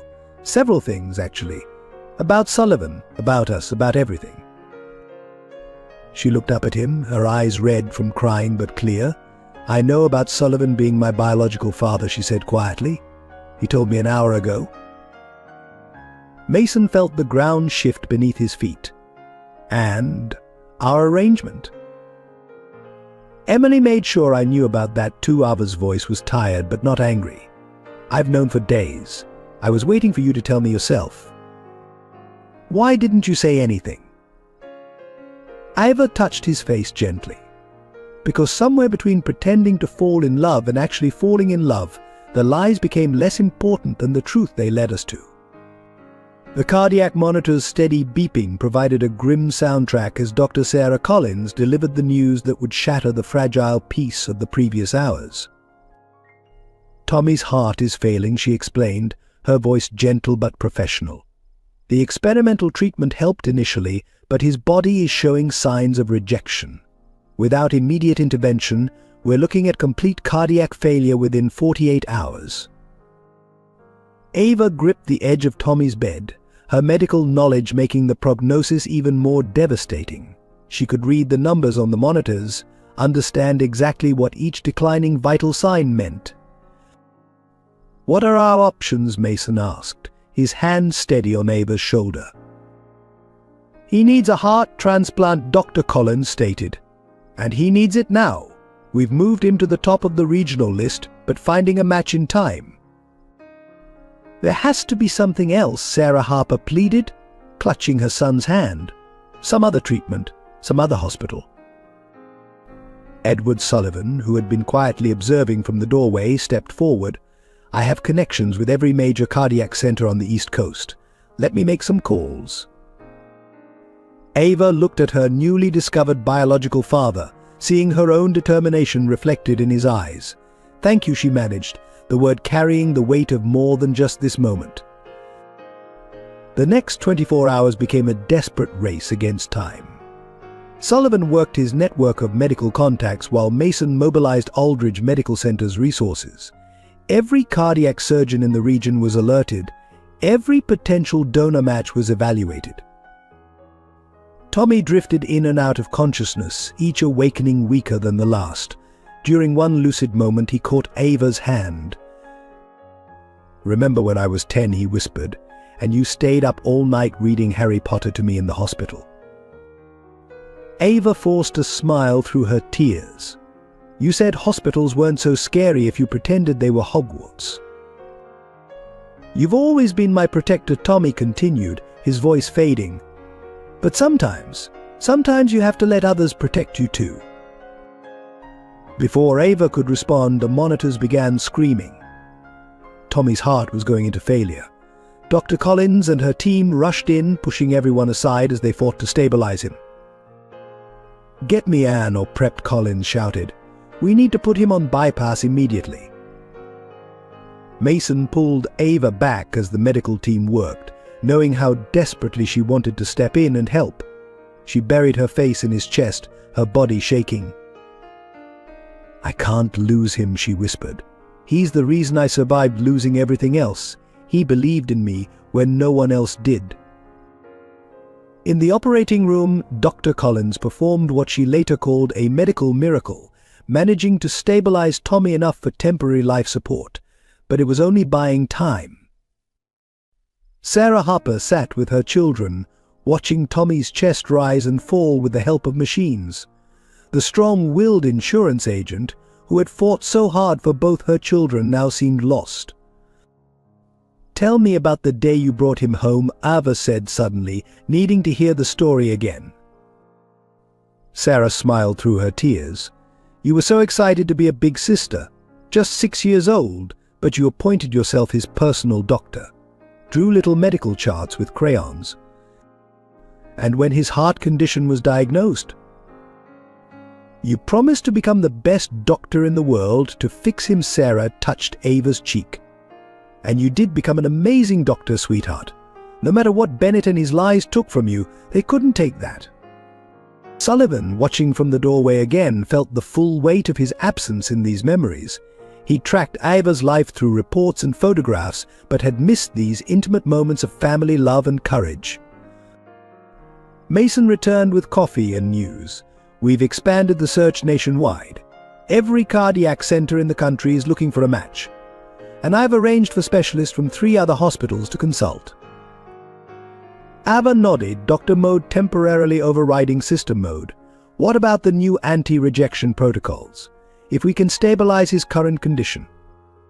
"Already being prepared," Mason assured her. "Dr. Collins is implementing everything we've got."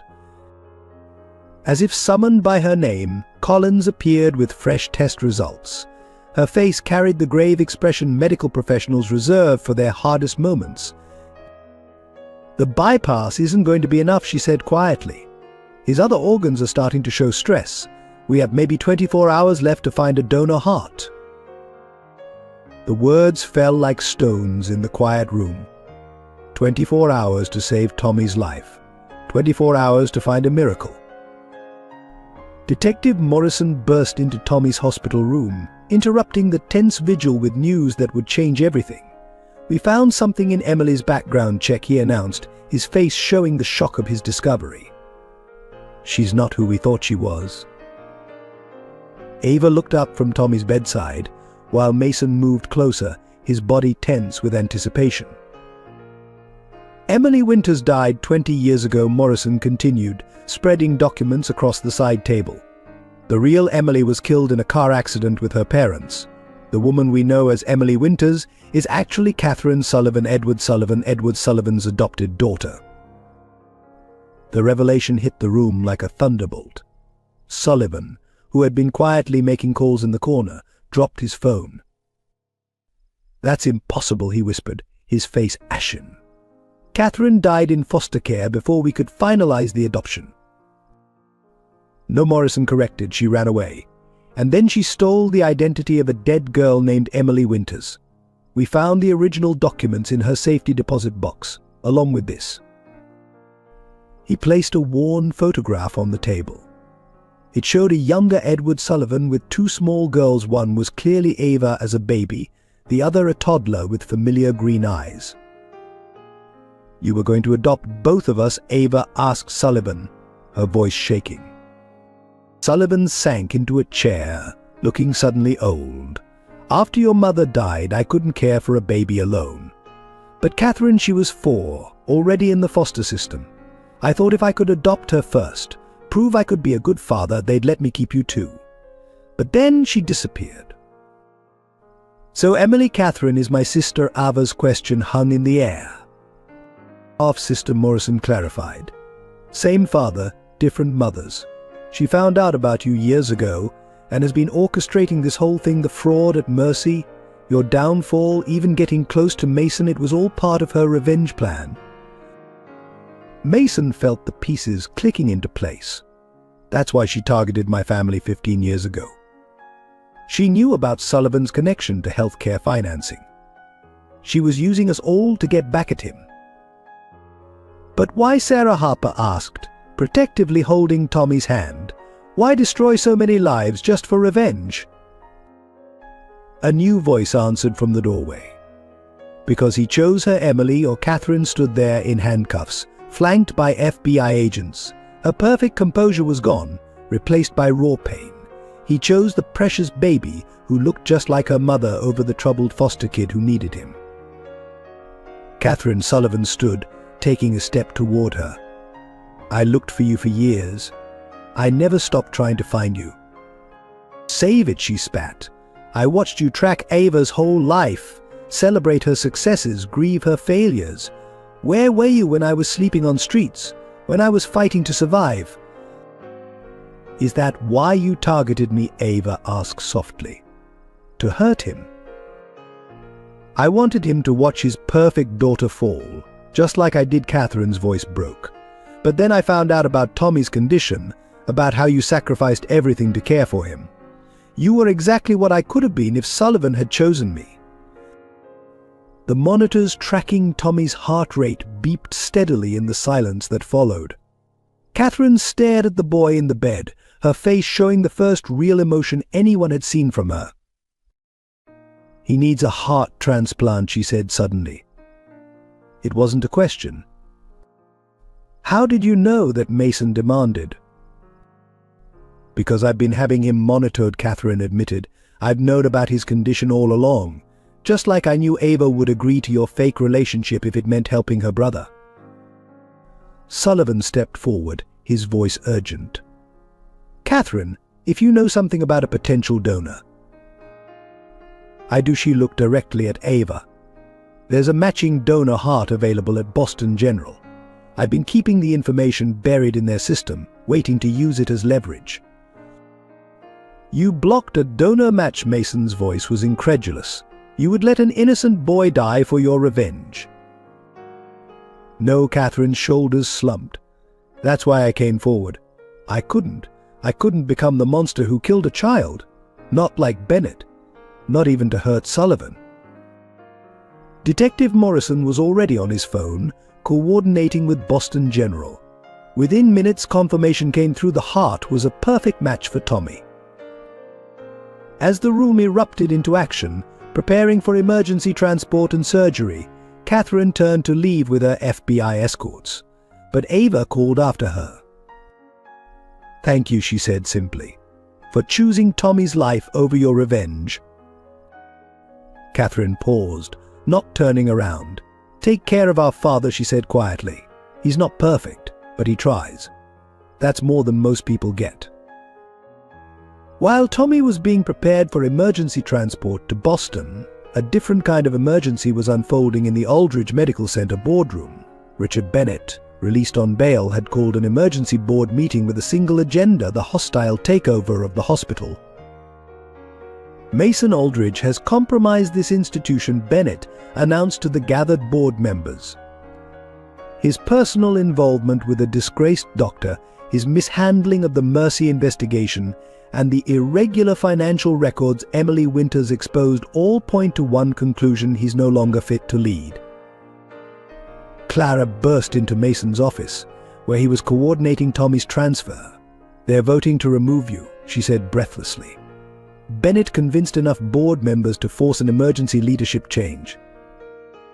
Mason glanced at Ava, torn between the two crises. Go, she said firmly. I have Sullivan and Dr. Collins with me. Save your hospital. The boardroom fell silent as Mason entered. Bennett stood at the head of the table, Mason's usual position, a victory smile already playing on his lips. Trying to steal another man's life's work, Bennett Mason's voice was deadly calm. Wasn't destroying Mercy enough for you?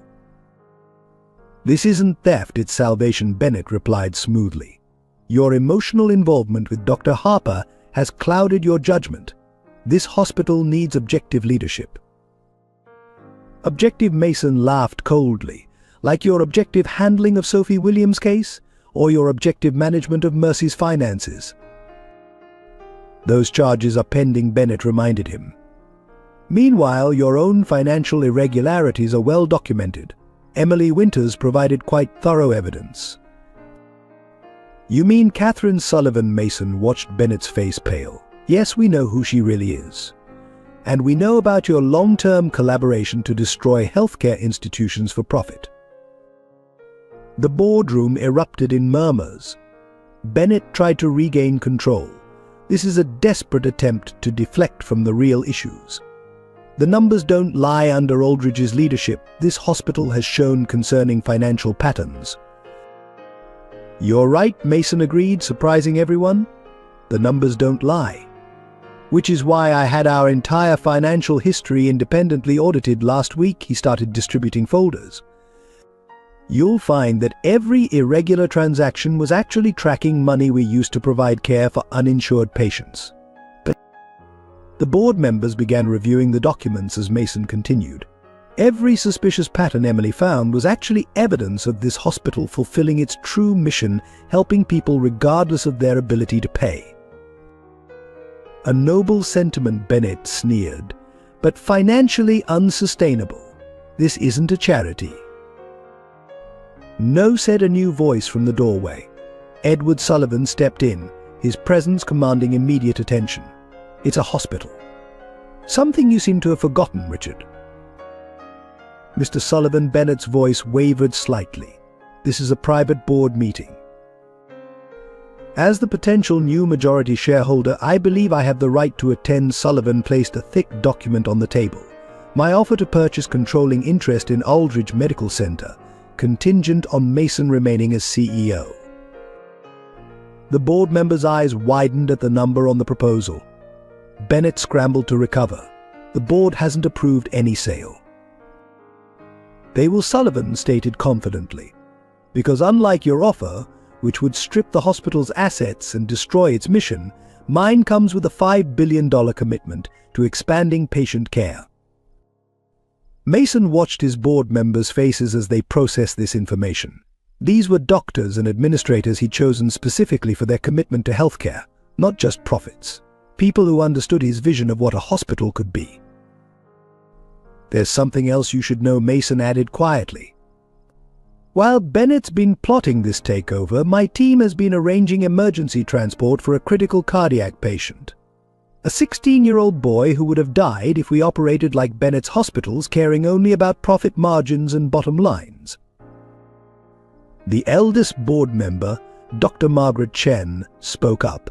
"I move to reject the leadership challenge and reaffirm Mason Aldridge as CEO."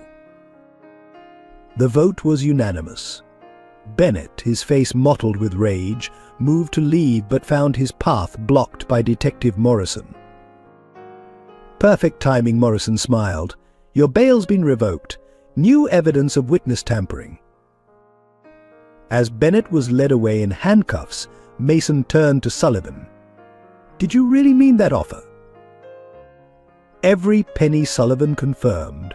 "Though I'd like to add one condition: we establish a new cardiac research center named after Tommy Harper." Mason's phone buzzed a message from Ava. The transport team was ready. Tommy's life-saving journey to Boston was about to begin. "The Harper Center for Cardiac Innovation," Mason mused. "I think Ava would like that." In the private jet rushing Tommy to Boston, Edward Sullivan finally found the moment to share his full story with Ava. Mason sat across from them, holding Tommy's medical charts, but watching the father and daughter intently. "Your mother's name was Grace Sullivan," began softly, pulling out a worn photograph. "She was a resident at Mass General when I met her, the brightest young surgeon anyone had ever seen." Ava studied the photograph, a beautiful woman in surgical scrubs, her eyes holding the same determination Ava saw in her own mirror. "What happened to her?"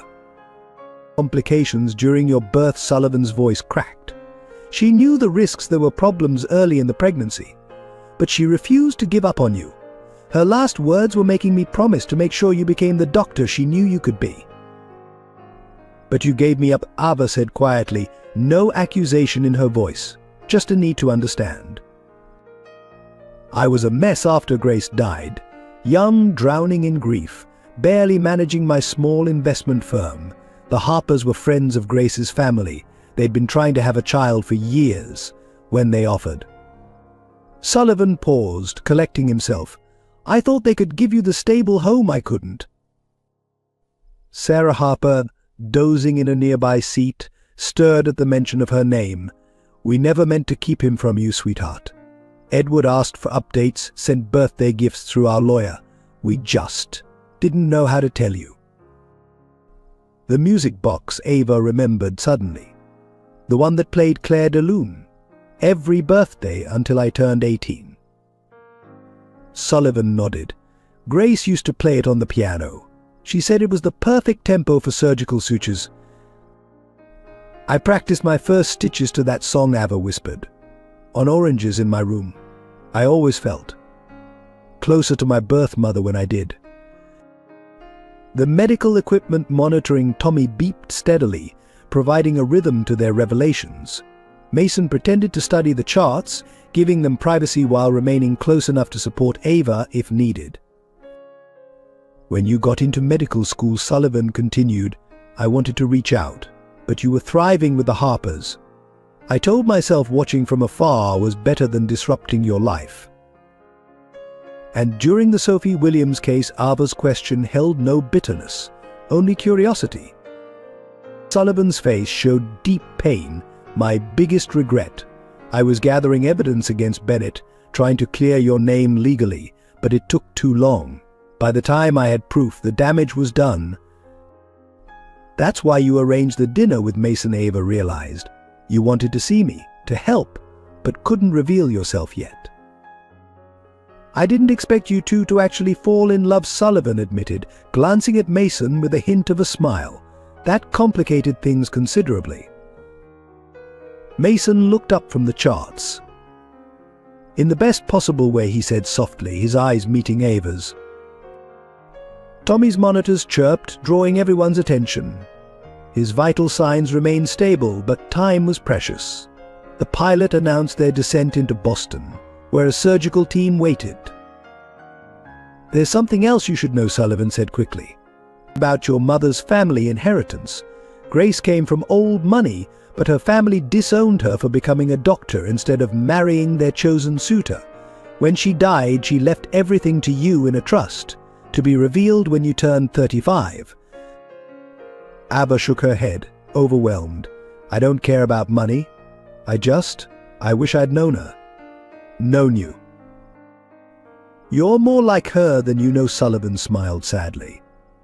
She would have done exactly what you did, at mercy standing up for patients, regardless of the personal cost. And she would have been so proud of the doctor you became. The jet landed smoothly, and the next few minutes were a blur of activity as Tommy was transferred to the waiting ambulance. Before they left the plane, Sullivan caught Ava's hand. I can't change the past, he said, but if you'll let me, I'd like to be part of your future. Both of yours, he added, including Tommy in his gaze. Ava looked at her sleeping brother, then at Mason, and finally at the man who had given her life but had been a shadow in it until now. I think she said carefully that Tommy could use another grandfather, and I could use a father. The corridors of Boston General Hospital erupted into chaos at 3 a.m. Tommy Harper had vanished from the pre-op ward, his bed empty except for a single note, a life for a life. Now you know how it feels to lose everything. Ava stood in the doorway of the empty room, her body rigid with shock. The monitors that should have been tracking her brother's failing heart beeped uselessly beside the vacant bed. Mason held her steady as Detective Morrison examined the scene. The security cameras were disabled professionally, Morrison reported grimly. But we have a witness. A nurse saw Emily, or rather Catherine, in scrubs leaving through the service entrance. She had hospital credentials. Sullivan paced the room, his face ashen. This is my fault. I should have known she'd try something like this. She's punishing me through both my daughters. We have 40 minutes, Dr. Collins interjected, checking her watch. The donor heart is already in transit. If we don't perform the transplant within that window, Tommy won't survive. Ava's medical training warred with her panic. He needs his anti-rejection medications. Without them, even if she doesn't mean to hurt him. She's not thinking rationally, Mason finished. This isn't about Tommy. It's about making you feel what she felt being powerless while someone you love is taken away. A young orderly burst into the room. Dr. Harper. We found this at the nurse's station. He handed over a phone, Tommy's phone. On the screen was a text message, remember the music box, where Grace used to play piano. The conservatory, Sullivan breathed. Grace taught piano at the Boston Conservatory before medical school. Catherine must have found out. Morrison was already mobilizing his team, but Ava grabbed his arm. No sirens, no police. She'll panic. She's not just my sister, she's a cornered woman who spent 20 years planning revenge. Let me go alone. Not alone, Mason said firmly, taking her hand. I'm coming too, Sullivan started, but Ava shook her head. You're the one she really wants to hurt. Stay here, coordinate with the surgical team. We'll bring Tommy back in time. The drive to the conservatory took 7 precious minutes. The grand old building stood dark and silent, but a faint light flickered from the recital hall windows. Inside, they found Catherine sitting at a grand piano, Tommy unconscious on a makeshift bed beside her. Her fingers moved over the keys, playing Clair de Lune. He's sedated, she said without looking up. The same thing they gave me in foster care when I got too difficult to handle. Catherine, Ava said softly, taking a step forward. He's just a boy. Like you were just a girl when you needed family the most. Funny how history repeats. Catherine's fingers never stopped moving across the keys. A dying child, a desperate sister, a father who has to choose which daughter to save. No one has to choose, Mason spoke up. There's room for healing here. For everyone. Catherine's hands crashed onto the keys, the discordant sound echoing through the hall. Healing. Do you know what it's like to watch someone else living the life that should have been yours? To see her become the doctor, the beloved daughter, while you survived, Ava finished. You built yourself up from nothing. Became brilliant and successful. Even if you used it for revenge, that strength, it's yours, not his, not mine. The music stopped. In the silence, Tommy stirred slightly, his breathing labored. He has maybe 20 minutes, Catherine said quietly. The donor heart is waiting. Are you feeling it yet, sister? The helplessness? The knowledge that someone else controls whether your loved one lives or dies. Mason took a careful step forward, positioning himself between the sisters. Catherine, you want Sullivan to feel the pain of choosing between his daughters? Make me choose instead. Both women turned to him in confusion. Catherine's hand stilled on the piano keys. My life for Tommy's, Mason said clearly. You want revenge? Take it on me. I'm the one who betrayed you 15 years ago, who never saw through your Emily Winters disguise. Let Tommy go, and you can have control of Aldridge Medical Center. Mason, no, Ava whispered, but he continued. Full control, no board oversight. Everything I've built, everything I am, it's yours. Just let him get to that operating room. Catherine studied him, her fingers absently tracing the piano's ivory keys. You'd give up your life's work? For her. For them both, Mason answered. Because 15 years ago I let bitterness over your betrayal turn me into someone who cared more about success than people. I won't make that mistake again. He pulled out his phone, already displaying a prepared document. One signature, and it's all yours. My resignation, my voting shares, everything. You can destroy my reputation, dismantle everything I built. Just give Tommy a chance to live. The hall fell silent except for Tommy's labored breathing. Catherine stood slowly, moving away from the piano. You really love her that much? Enough to become the man her father is someone who'd sacrifice everything for his children. Tears slipped down Catherine's cheeks. I wanted him to hurt like I hurt. But you're choosing to give up everything. She looked at Tommy, then at Ava. That's what a real father would do. Yes, Mason said softly. It is. Catherine's shoulders slumped. Get him to the hospital, she whispered. Hurry. As Ava rushed to Tommy, Mason stepped closer to Catherine. The offer stands, he said quietly. Not as blackmail, but as restitution. What I built. It came from the ashes of your first revenge. Maybe you can use it better than I did. Catherine shook her head, suddenly looking very young and tired. Keep your hospital, Mason. Just take care of my sister. And tell our father she paused as police sirens wailed in the distance. Tell him I understand now. Sometimes love means letting go. Morrison's team burst in as Mason and Ava carried Tommy to the waiting ambulance. Catherine made no attempt to resist arrest, her eyes following her siblings until they disappeared from view. In the ambulance, racing back to Boston General with lights flashing, Ava gripped Mason's hand. You would have really given it all up. In a heartbeat, Mason replied, helping the paramedics stabilize Tommy. Some things matter more than empire building. Like family. Like love, he met her eyes in the flashing lights. Like becoming someone worthy of the second chance you've given me. The emergency entrance of Boston General erupted into controlled chaos as Tommy was rushed through the doors. Dr. Collins met them with grim news: the donor heart is showing signs of deterioration. We have maybe 10 minutes before it's no longer viable.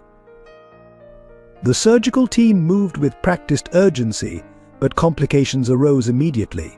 Tommy's vital signs were crashing, his system reacting badly to the sedative Catherine had given him. BP dropping, a nurse called out. We're losing him. Ava stepped forward instinctively, her doctor's training taking over.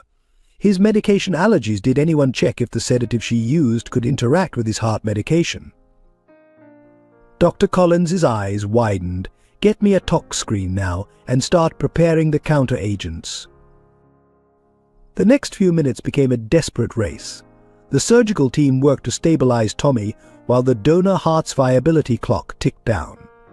Mason coordinated with the hospital administration, clearing every bureaucratic hurdle with ruthless efficiency.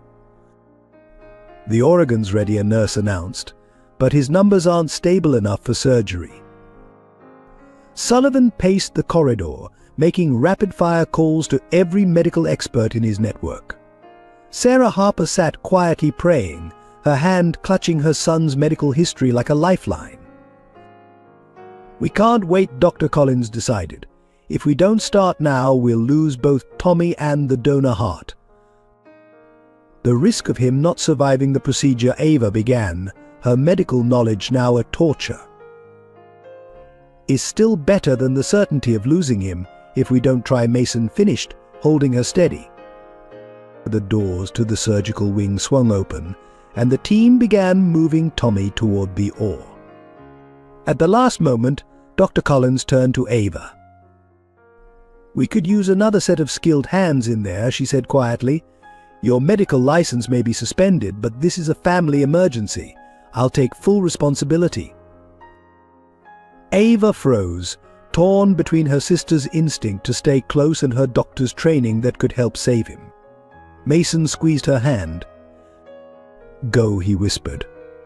Be who you were always meant to be. The next 3 hours were the most intense of Ava's medical career. Working alongside Dr. Collins, she found her surgical skills returning as if she'd never left the oar. Every suture, every careful movement was accompanied by the music box melody playing in her head. Claire de Lune, her mother's legacy, guiding her hands. Outside, Mason and Sullivan maintained their vigil. The hospital staff, hearing the story, brought coffee and support. Even Catherine, under police guard in another wing, sent a message through her lawyer, a detailed list of everything she'd given Tommy, helping the medical team counteract the sedatives. Finally, Dr. Collins emerged, her surgical mask still in place. The waiting room fell silent. He's stable, she announced. The new heart is beating strongly. Dr. Harper's knowledge of his medical history and her surgical skills made the difference. The tension broke. Sarah Harper burst into tears of relief. Sullivan hugged Mason, both men unashamed of their own tears. But their joy was interrupted by a hospital administrator rushing in with urgent news. The medical board is here, he announced. They're saying Dr. Harper performed surgery with a suspended license. They're threatening to shut down the entire transplant program for protocol violations. The media circus descended on Boston General within hours. News vans clogged the parking lot, Reporters jostling for position as the story broke. Disgraced doctor performs illegal surgery. Hospital faces shut down over protocol breach. Medical board demands investigation.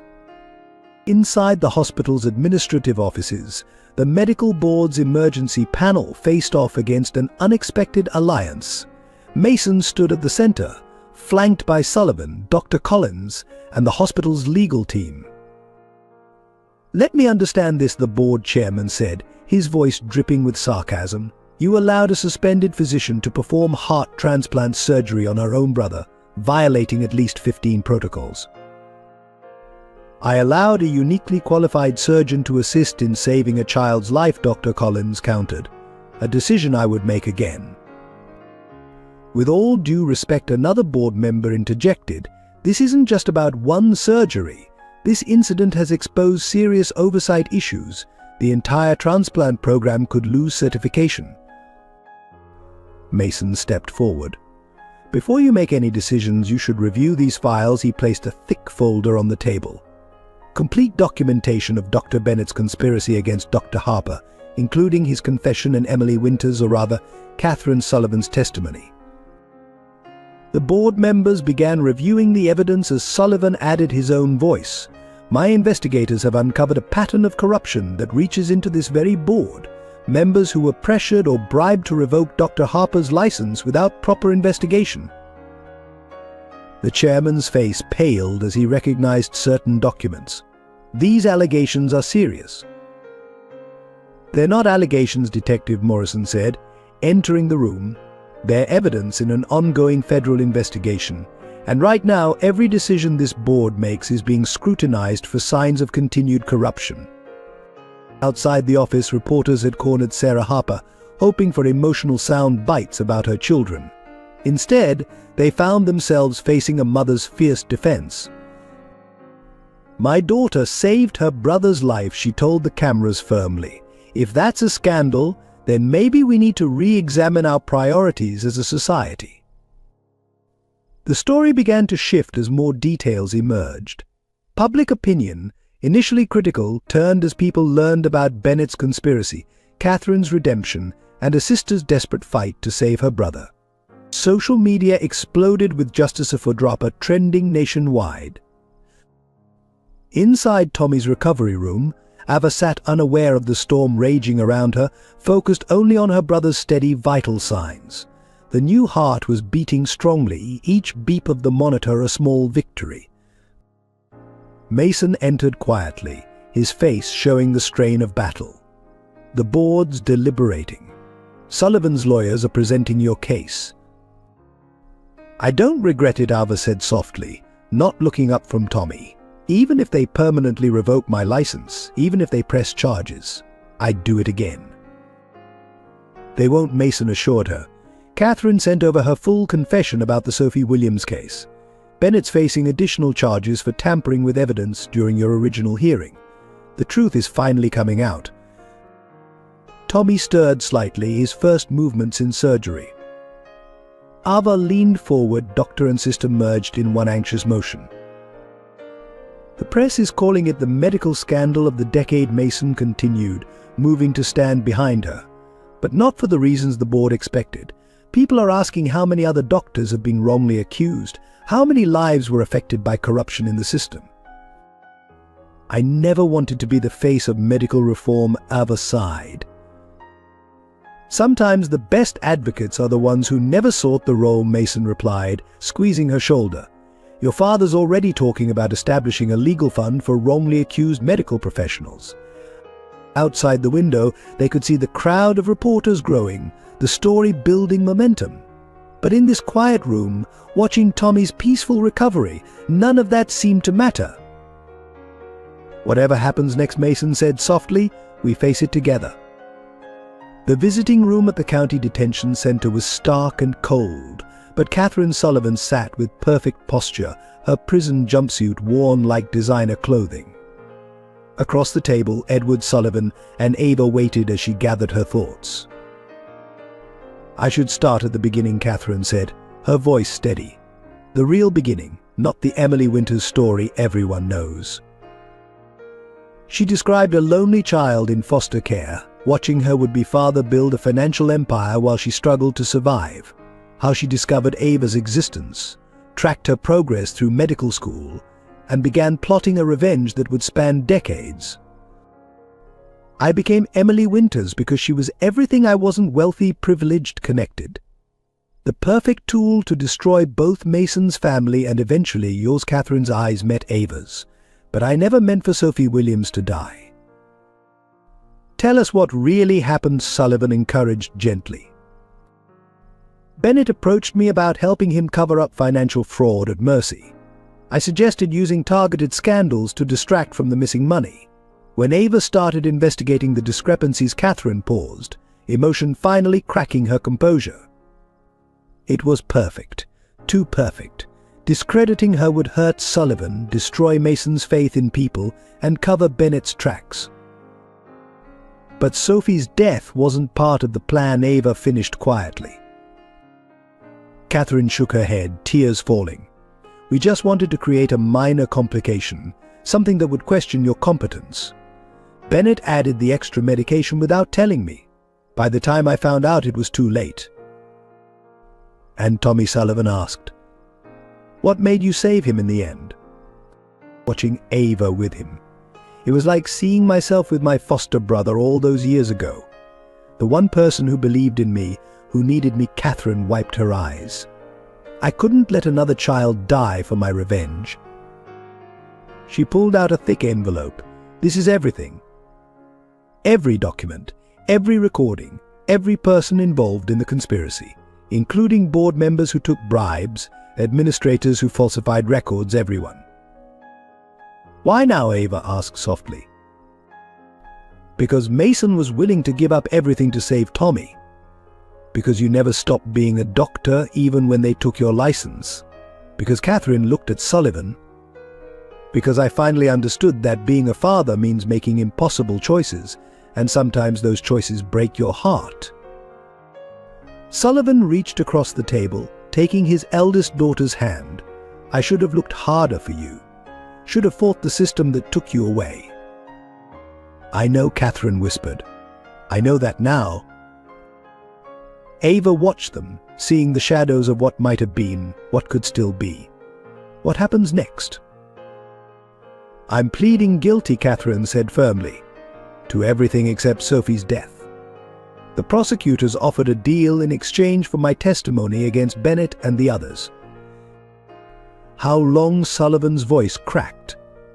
10 years minimum security. With a chance for early release if Catherine hesitated, looking at Ava. If my sister thinks I've truly changed. The word sister hung in the air between them, fragile and hopeful. I'd like to visit, Ava said carefully. Maybe bring Tommy when he's stronger. He'd want to thank the aunt who helped save his life. Catherine's careful composure finally broke completely. I'd like that she managed through tears. I'd like that very much. As their visiting time ended, Catherine stood to leave but turned back one last time. Mason was right, about love being stronger than revenge. I wish I'd learned that lesson sooner. Detective Morrison spread the new evidence across the conference table at the medical board's emergency session. Security camera footage, pharmacy logs, electronic signature timestamps, each piece meticulously documenting the conspiracy against Ava Harper.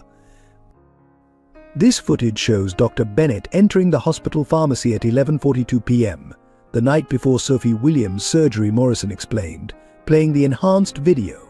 Note the prescription pad in his hand, the same one used to forge Dr. Harper's signature. Rachel Anderson, now the state's key witness, stood trembling but determined. I watched him alter the medication orders. He threatened my job, my license, my family if I ever spoke up. The board members shifted uncomfortably as more evidence mounted. Digital forensics had recovered deleted emails between Bennett and hospital administrators discussing how to use Sophie's case to silence Ava's investigation into their financial fraud. Most damning, Morrison continued, is this recording from Bennett's own office. He played an audio file where Bennett and others clearly discussed framing Ava for Sophie's death. Sarah Williams, Sophie's mother, took the podium next. Her testimony had helped convict Ava. Now she was here to help clear her name. "My daughter died because of greed and corruption," she said, her voice breaking. "Dr. Harper tried to save her. We blamed an innocent woman while the real criminals walked free." The pharmacy records revealed the truth about Sophie's fatal reaction. Bennett had ordered a dangerous combination of medications, knowing the interaction could be fatal. He'd counted on Ava's reputation for thoroughness working against her. No one would believe she'd make such a basic mistake. The electronic signatures show clear manipulation, the forensics expert testified. The timestamps prove Dr. Harper couldn't have written those orders. She was in surgery with another patient when they were entered. Mason, sitting beside Ava, squeezed her hand as years of carefully constructed lies unraveled. Each piece of evidence vindicated her more completely than the last. Dr. Collins presented Tommy's successful transplant surgery as final proof of Ava's medical expertise. Under extreme pressure, with her brother's life at stake, Dr. Harper demonstrated exceptional surgical skill and judgment. These are not the actions of a careless or incompetent physician. The board chairman looked increasingly uncomfortable as Catherine's detailed confession was read into the record. Her testimony outlined how they'd manipulated evidence, pressured witnesses, and orchestrated Ava's downfall. In light of this overwhelming evidence, the chairman finally announced, "This board has no choice but to fully reinstate Dr. Ava Harper's medical license, with our sincerest apologies for our role in this injustice." Ava sat still, tears streaming down her face as her professional identity was restored. 5 years of shame, doubt, and loss lifted from her shoulders. Furthermore, the chairman continued, "We recommend a full review of all cases handled by Dr. Bennett and his associates. If one innocent doctor was targeted, there may be others." Outside the hearing room, reporters gathered as Ava emerged vindicated, but she stopped only long enough to make one statement. "Today isn't about my redemption. It's about every patient who suffered because corruption was allowed to flourish in our healthcare system. It's about every medical professional who's been silenced for trying to speak the truth. And most importantly, it's about Sophie Williams, whose death must lead to real change in how we protect both patients and physicians." In the quiet of his study at the Sullivan Mansion, Edward Sullivan finally shared the complete story of his past with both his daughters. Catherine had been granted a supervised visit, and she sat beside Ava as their father opened an old leather portfolio. "I met your mother, Grace, when I was a struggling medical student," he began, showing them a faded photograph of a young couple at a hospital fundraiser. "She was brilliant, already making waves in the surgical department despite being the youngest resident." He pulled out newspaper clippings chronicling Grace's groundbreaking work in pediatric surgery. She believed healthcare should be accessible to everyone. She used to run free clinics in underprivileged neighborhoods, treating children whose families couldn't afford care. "That's why you've been funding children's hospitals," Ava realized. "You're continuing her work." Sullivan nodded. "When Grace got pregnant with you, Ava, her family threatened to cut her off completely. They couldn't accept their daughter choosing medicine over marriage to their chosen suitor. But she never wavered." Catherine listened intently as Sullivan described Grace's difficult pregnancy, her refusal to terminate despite the risks, her determination to give her child a chance at life. "After she died," Sullivan's voice cracked, "I was lost. My medical career ended. I couldn't step into a hospital without seeing her everywhere. I turned to finance instead, building my company while trying to numb the pain." He turned to Catherine. "Then I heard about a bright young girl in foster care who needed a home. You reminded me so much of Grace, that same fire, that determination. I thought maybe I could heal by helping another child." "But the adoption fell through," Catherine whispered. "The authorities found out about my depression, my drinking. They deemed me unfit." Sullivan's hands shook as he showed them the rejected adoption papers. "By the time I got myself together, you had disappeared." "And Ava?" Catherine asked. "The Harpers were Grace's colleagues. They knew her, understood her passion for medicine. When they offered to adopt Ava, I thought he paused, collecting himself. I thought at least one of my daughters would have the stable home I couldn't provide. Ava studied a photo of her mother in surgical scrubs, seeing her own features reflected back. But you never stopped watching over us. I tracked every scholarship, every achievement. When you followed Grace's path into surgery, Ava, I was so proud. And Catherine, when I discovered you'd become successful in finance, I wanted to reach out. But I was a coward, afraid my presence would only cause more pain. He pulled out more recent documents, records of anonymous donations to children's hospitals, funding for medical research, support for foster care reform. Everything I've built has been trying to honor Grace's memory and make up for failing both of you. The hospitals that provide free care to children, the scholarships for medical students from disadvantaged backgrounds, the foster care advocacy programs, it's all been for my daughters. Catherine touched the papers tentatively. The foster care reform initiative. That was you. We used to dream about changing the system in my group home. Every child deserves a family, Sullivan said softly. I just wish I'd fought harder to keep mine together. The three sat in emotional silence, years of pain and missed connections hanging between them. Finally, Ava spoke. We can't change the past, she said, taking both Catherine's and Sullivan's hands. But maybe we can build something new, together. At Tommy's follow-up appointment, Mason gathered Ava and her family in his private office. His face was tense as he pulled out a file he'd kept locked away for 5 years. There's something I need to confess, he began, his voice heavy with guilt. I knew about the conspiracy against you long before we met. In fact, I was inadvertently part of it. The room fell silent as Mason spread documents across his desk. 5 years ago, Bennett approached Aldridge Medical Center about a partnership. During due diligence, we discovered financial irregularities at Mercy. I was the one who first flagged the suspicious patterns. Ava sat very still, her hand finding Tommy's. Go on. When I raised concerns, Bennett told me about a problematic doctor who was investigating their finances. He didn't name you, but he suggested that if this doctor was discredited, the merger could proceed smoothly. Mason's hands shook as he continued. I didn't approve any direct action, but I looked the other way, told myself it was just hospital politics. Then Sophie Williams died, and I realized what my silence had enabled. You knew Ava's voice was barely a whisper, all this time. I killed the merger immediately, Mason said quickly, started my own investigation, but by then the damage was done. Your career was destroyed and I was a coward. I couldn't face what my inaction had caused. Sullivan leaned forward. That's why you agreed to help when I suggested the dinner arrangement. You were trying to make amends. Yes, Mason admitted. When I saw your name on the guest list, I recognized you from the case files. I thought I could help somehow, make things right. I never expected to fall in love. Sarah Harper stood up, anger flashing in her eyes. You watched my daughter suffer for 5 years, watched her struggle to support Tommy, and you said nothing. Mum, Ava interrupted softly. Let him finish. Mason pulled out one last document, a letter of resignation he'd prepared. I don't expect forgiveness, but you deserve to know everything.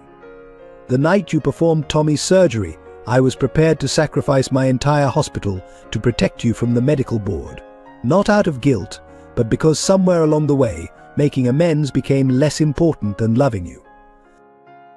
Tears streamed down Ava's face as she processed this final revelation. All those times you helped us, was it just guilt? At first, Mason admitted. But Ava, you have to believe me, everything that happened between us was real. My feelings for you, for Tommy, for your family, that's more real than anything in my life. Tommy, who had been quietly listening, spoke up. He saved my life, Ava. Not just with the surgery, but all those times he helped with medical bills, got me into trials, found specialists. A lifetime of good deeds doesn't erase past mistakes, Mason said quietly. I'll resign from the hospital board. Sullivan can take control. I needed you to know the whole truth. Ava stood and walked to the window, her back to the room. Everyone waited in tense silence for her response. Finally she turned. 5 years ago, a man's silence helped destroy my life. Today, a man's courage to speak the truth, knowing he might lose everything. That means something. She walked back to Mason, taking his resignation letter and tearing it in half. We've all made mistakes. We've all looked the other way when we should have spoken up. What matters is what we do next. Mason looked up at her, hope warring with guilt in his eyes. What do we do next? We build something better, Ava said firmly. Together. A healthcare system that protects whistleblowers, that puts patients before profits, that helps families like mine heal. The courthouse steps were crowded with reporters as Richard Bennett was led away in handcuffs. The jury had deliberated for less than 3 hours before returning their verdict guilty on all counts, including criminal negligence resulting in death, conspiracy, fraud and witness tampering. Inside, Ava sat between Mason and Sullivan, watching as the judge delivered the sentence. 25 years without possibility of parole, plus full restitution to all victims of the fraud scheme. Furthermore, the judge announced, her voice carrying through the hushed courtroom, I am ordering a complete audit of every case Dr. Bennett influenced during his tenure at Mercy Children's Hospital. Any medical professional whose career was impacted by his actions may petition for review and compensation. The Sophie Williams family sat in the front row, finally at peace with the truth about their daughter's death. Mrs. Williams turned to Ava, tears streaming down her face. She would have wanted this justice that protects other children, other doctors. Outside, Detective Morrison briefed the press. Today's verdict sends a clear message: corruption in healthcare will not be tolerated. Dr. Harper's case has exposed systemic problems that we're now addressing at every level. The medical board's public apology to Ava made headlines nationwide.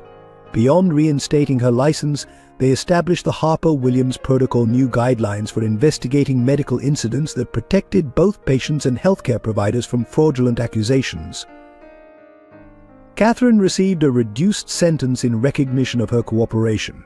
From her minimum security facility, she helped investigators unravel similar schemes at other hospitals, leading to a wave of reforms across the healthcare industry.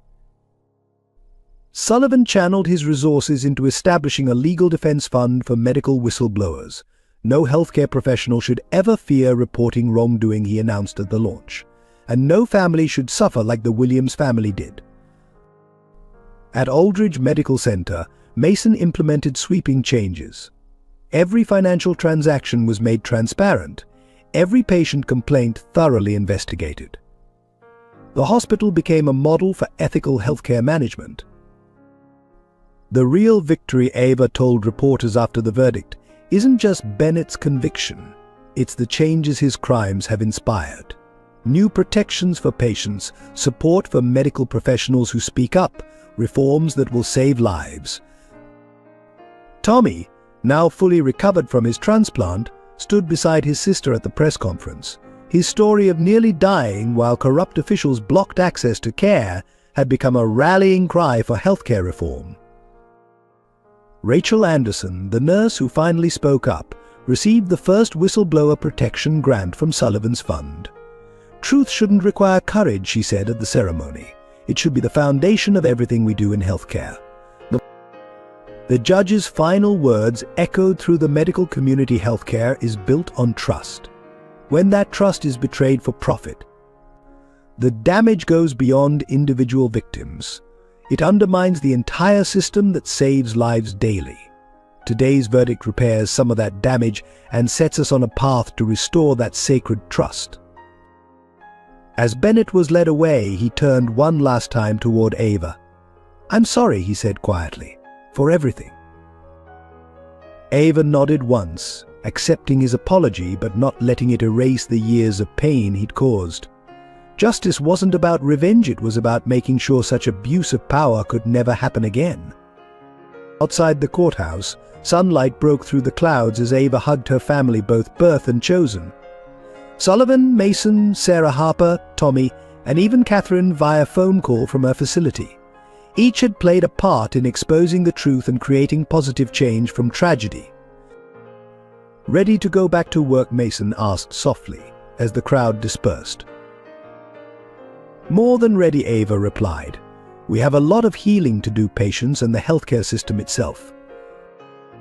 On Christmas Eve, the Sullivan mansion came alive with a gathering that would have seemed impossible months earlier.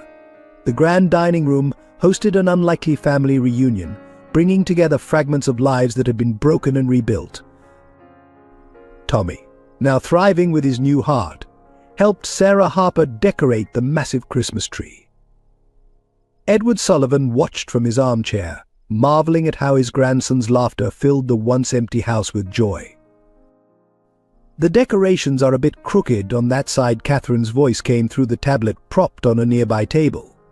She'd been granted special permission to video call during the holidays from her facility. "Then you'll have to come fix them next year," Ava replied, adjusting the ornaments as her sister directed.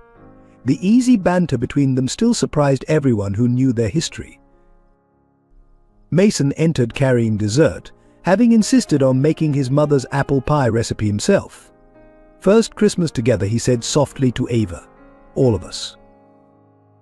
Sarah Harper and Sullivan sat together, sharing stories about Grace, each filling in pieces of the woman they'd both loved, one as a friend and colleague, the other as the love of his life. She would have loved this, Sullivan said, watching his daughters work together even through a screen.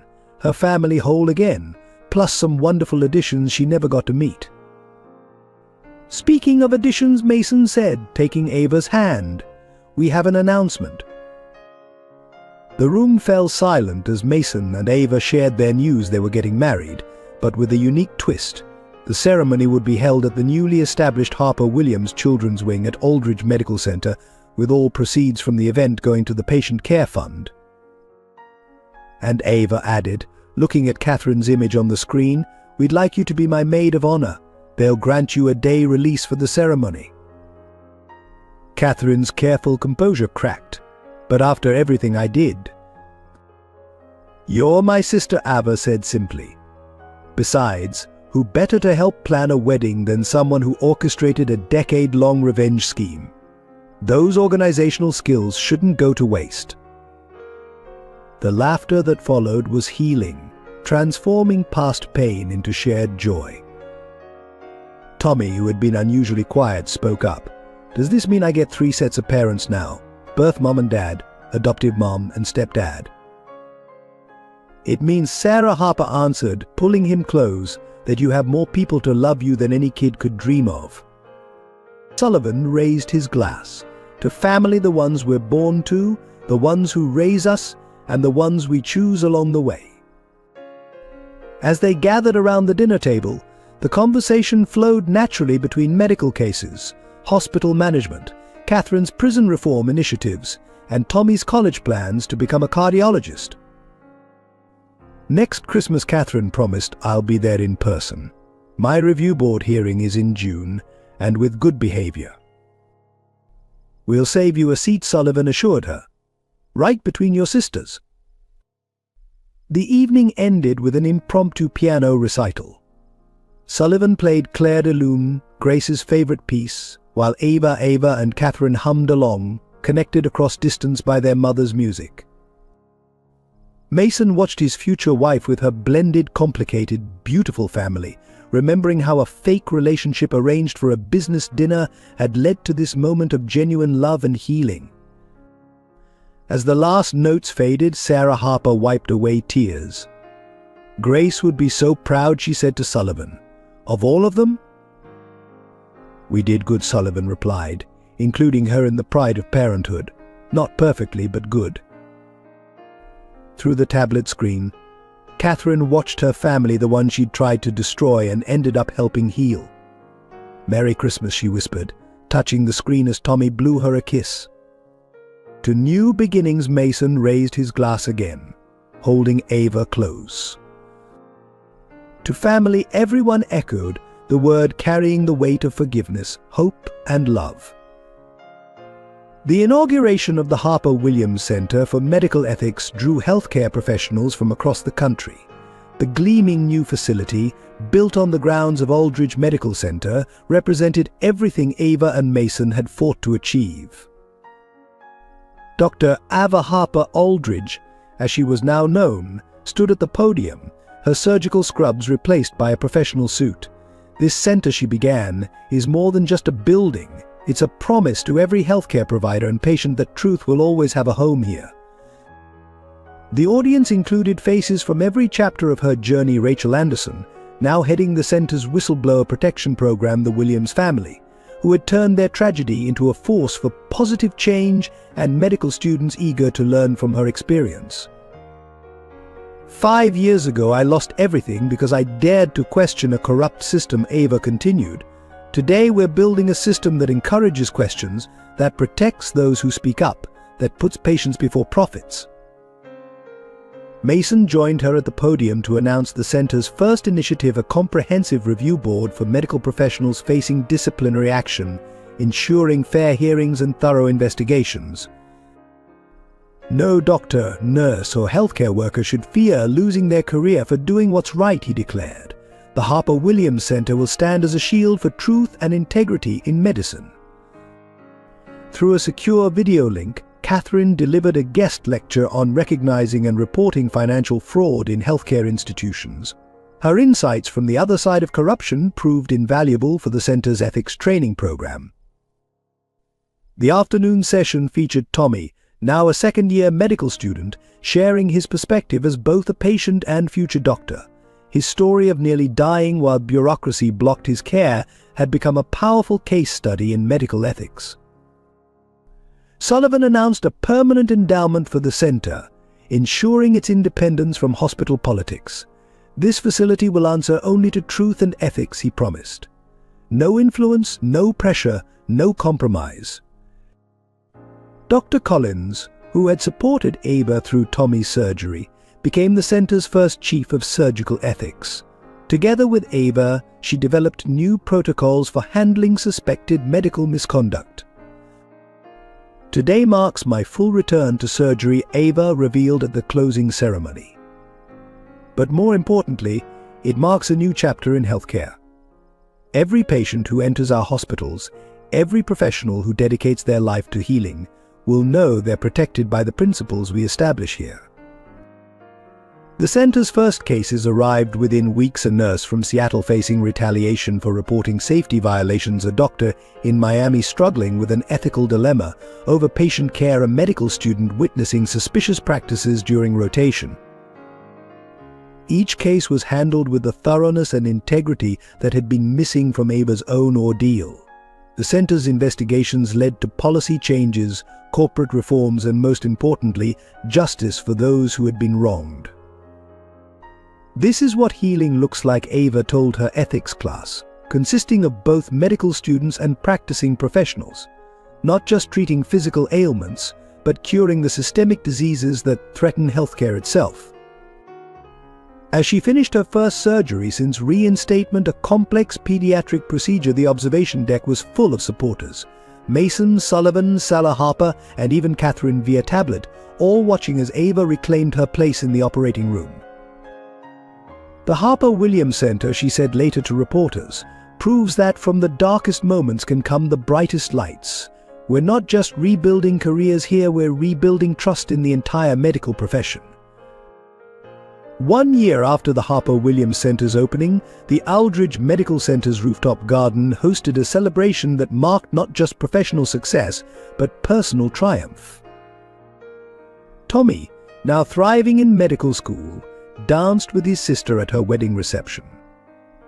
Ava's white dress caught the setting sun as Mason led her through their first dance to the gentle strains of Claire de Lune, played live by Sullivan on the grand piano he had brought to the rooftop. Catherine, granted release for good behavior and her contributions to healthcare reform, stood proudly as maid of honor, Her speech moved everyone to tears as she spoke about redemption, forgiveness, and the healing power of truth. "My sister and Mason taught me that love isn't about winning or losing," she said, her voice steady. "It's about choosing to be better, to do better, every single day." Sarah Harper watched her children, both the ones she'd raised and the ones who'd joined her family through love's strange paths, with profound joy. Sullivan stood beside her, finally at peace with the choices that had shaped all their lives. The guest list told the story of their journey. Dr. Collins, who had believed in Ava when few others did; Rachel Anderson, whose courage helped expose the truth; the Williams family, who had turned their grief into a force for positive change. "Look around," Mason said in his toast, holding Ava close. "Every person here represents a choice between fear and courage, between hiding and speaking up, between giving up and fighting on. We choose courage, we choose truth, we choose love." The Harper Williams Center had already helped dozens of healthcare professionals face ethical challenges. Its success sparked similar programs nationwide, creating a network of support for those who dared to stand up against corruption. Tommy's medical school acceptance speech became required viewing in the center's ethics classes. "My sister lost everything because she refused to look away from wrongdoing. But in losing her career, she found her calling, making sure no other doctor faces that choice alone." As the reception continued, Ava slipped away to the quiet corner where her mother's portrait hung in the garden. Mason found her there, contemplating Grace's smile. "She would be proud," he said softly, wrapping his arms around his wife, "of everything you've built from the ashes of what you lost." "Not just me," Ava corrected, turning to face him. "We all built this, you, me, Catherine, Tommy, our parents. Even Bennett's crimes led to something good in the end." They rejoined their guests as Sullivan announced one final surprise: the establishment of the Grace Harper Memorial Scholarship for Ethical Leadership in Medicine, ensuring that their story would inspire generations to come. Catherine revealed her own news. She'd been offered a position leading corporate compliance at a major hospital network, using her understanding of fraud to prevent it. As the evening drew to a close, the family gathered for a photo. Sullivan with both his daughters, Sarah Harper with her children, Mason with his new family, all connected by love that had grown from the most unlikely beginnings. "You know what I learned," Tommy said, looking at the people who had fought so hard to save his life. "Sometimes the worst things that happen to us lead us to the best parts of ourselves." The city lights twinkled below as Mason and Ava shared their last dance of the evening. "Ready for our next chapter?" he asked. Ava smiled, thinking of all that lay ahead: their work at the center, their blended family, their shared mission to make healthcare better. "With you? Always." Above them, a shooting star streaked across the sky, as if Grace herself were offering one final blessing to the family that had grown from loss, lessons, and love. If this story touched your heart, we'd love to hear your thoughts and experiences in the comments below. What resonated with you most? Was it the journey of redemption, the power of family bonds, or the triumph of truth over corruption? Support our storytelling team by subscribing to our channel and stay updated on more compelling narratives that explore the depths of human emotions and relationships. Your subscription enables us to continue crafting stories that inspire, challenge, and connect us all. Share this video with friends and family who might find hope and healing in this tale of love, forgiveness, and second chances. Every share helps spread these important messages further. Don't forget to hit the like button if you enjoyed this story. Your feedback means the world to us and helps shape our future content. Thank you for being part of our storytelling journey. We look forward to hearing from you in the comments section below.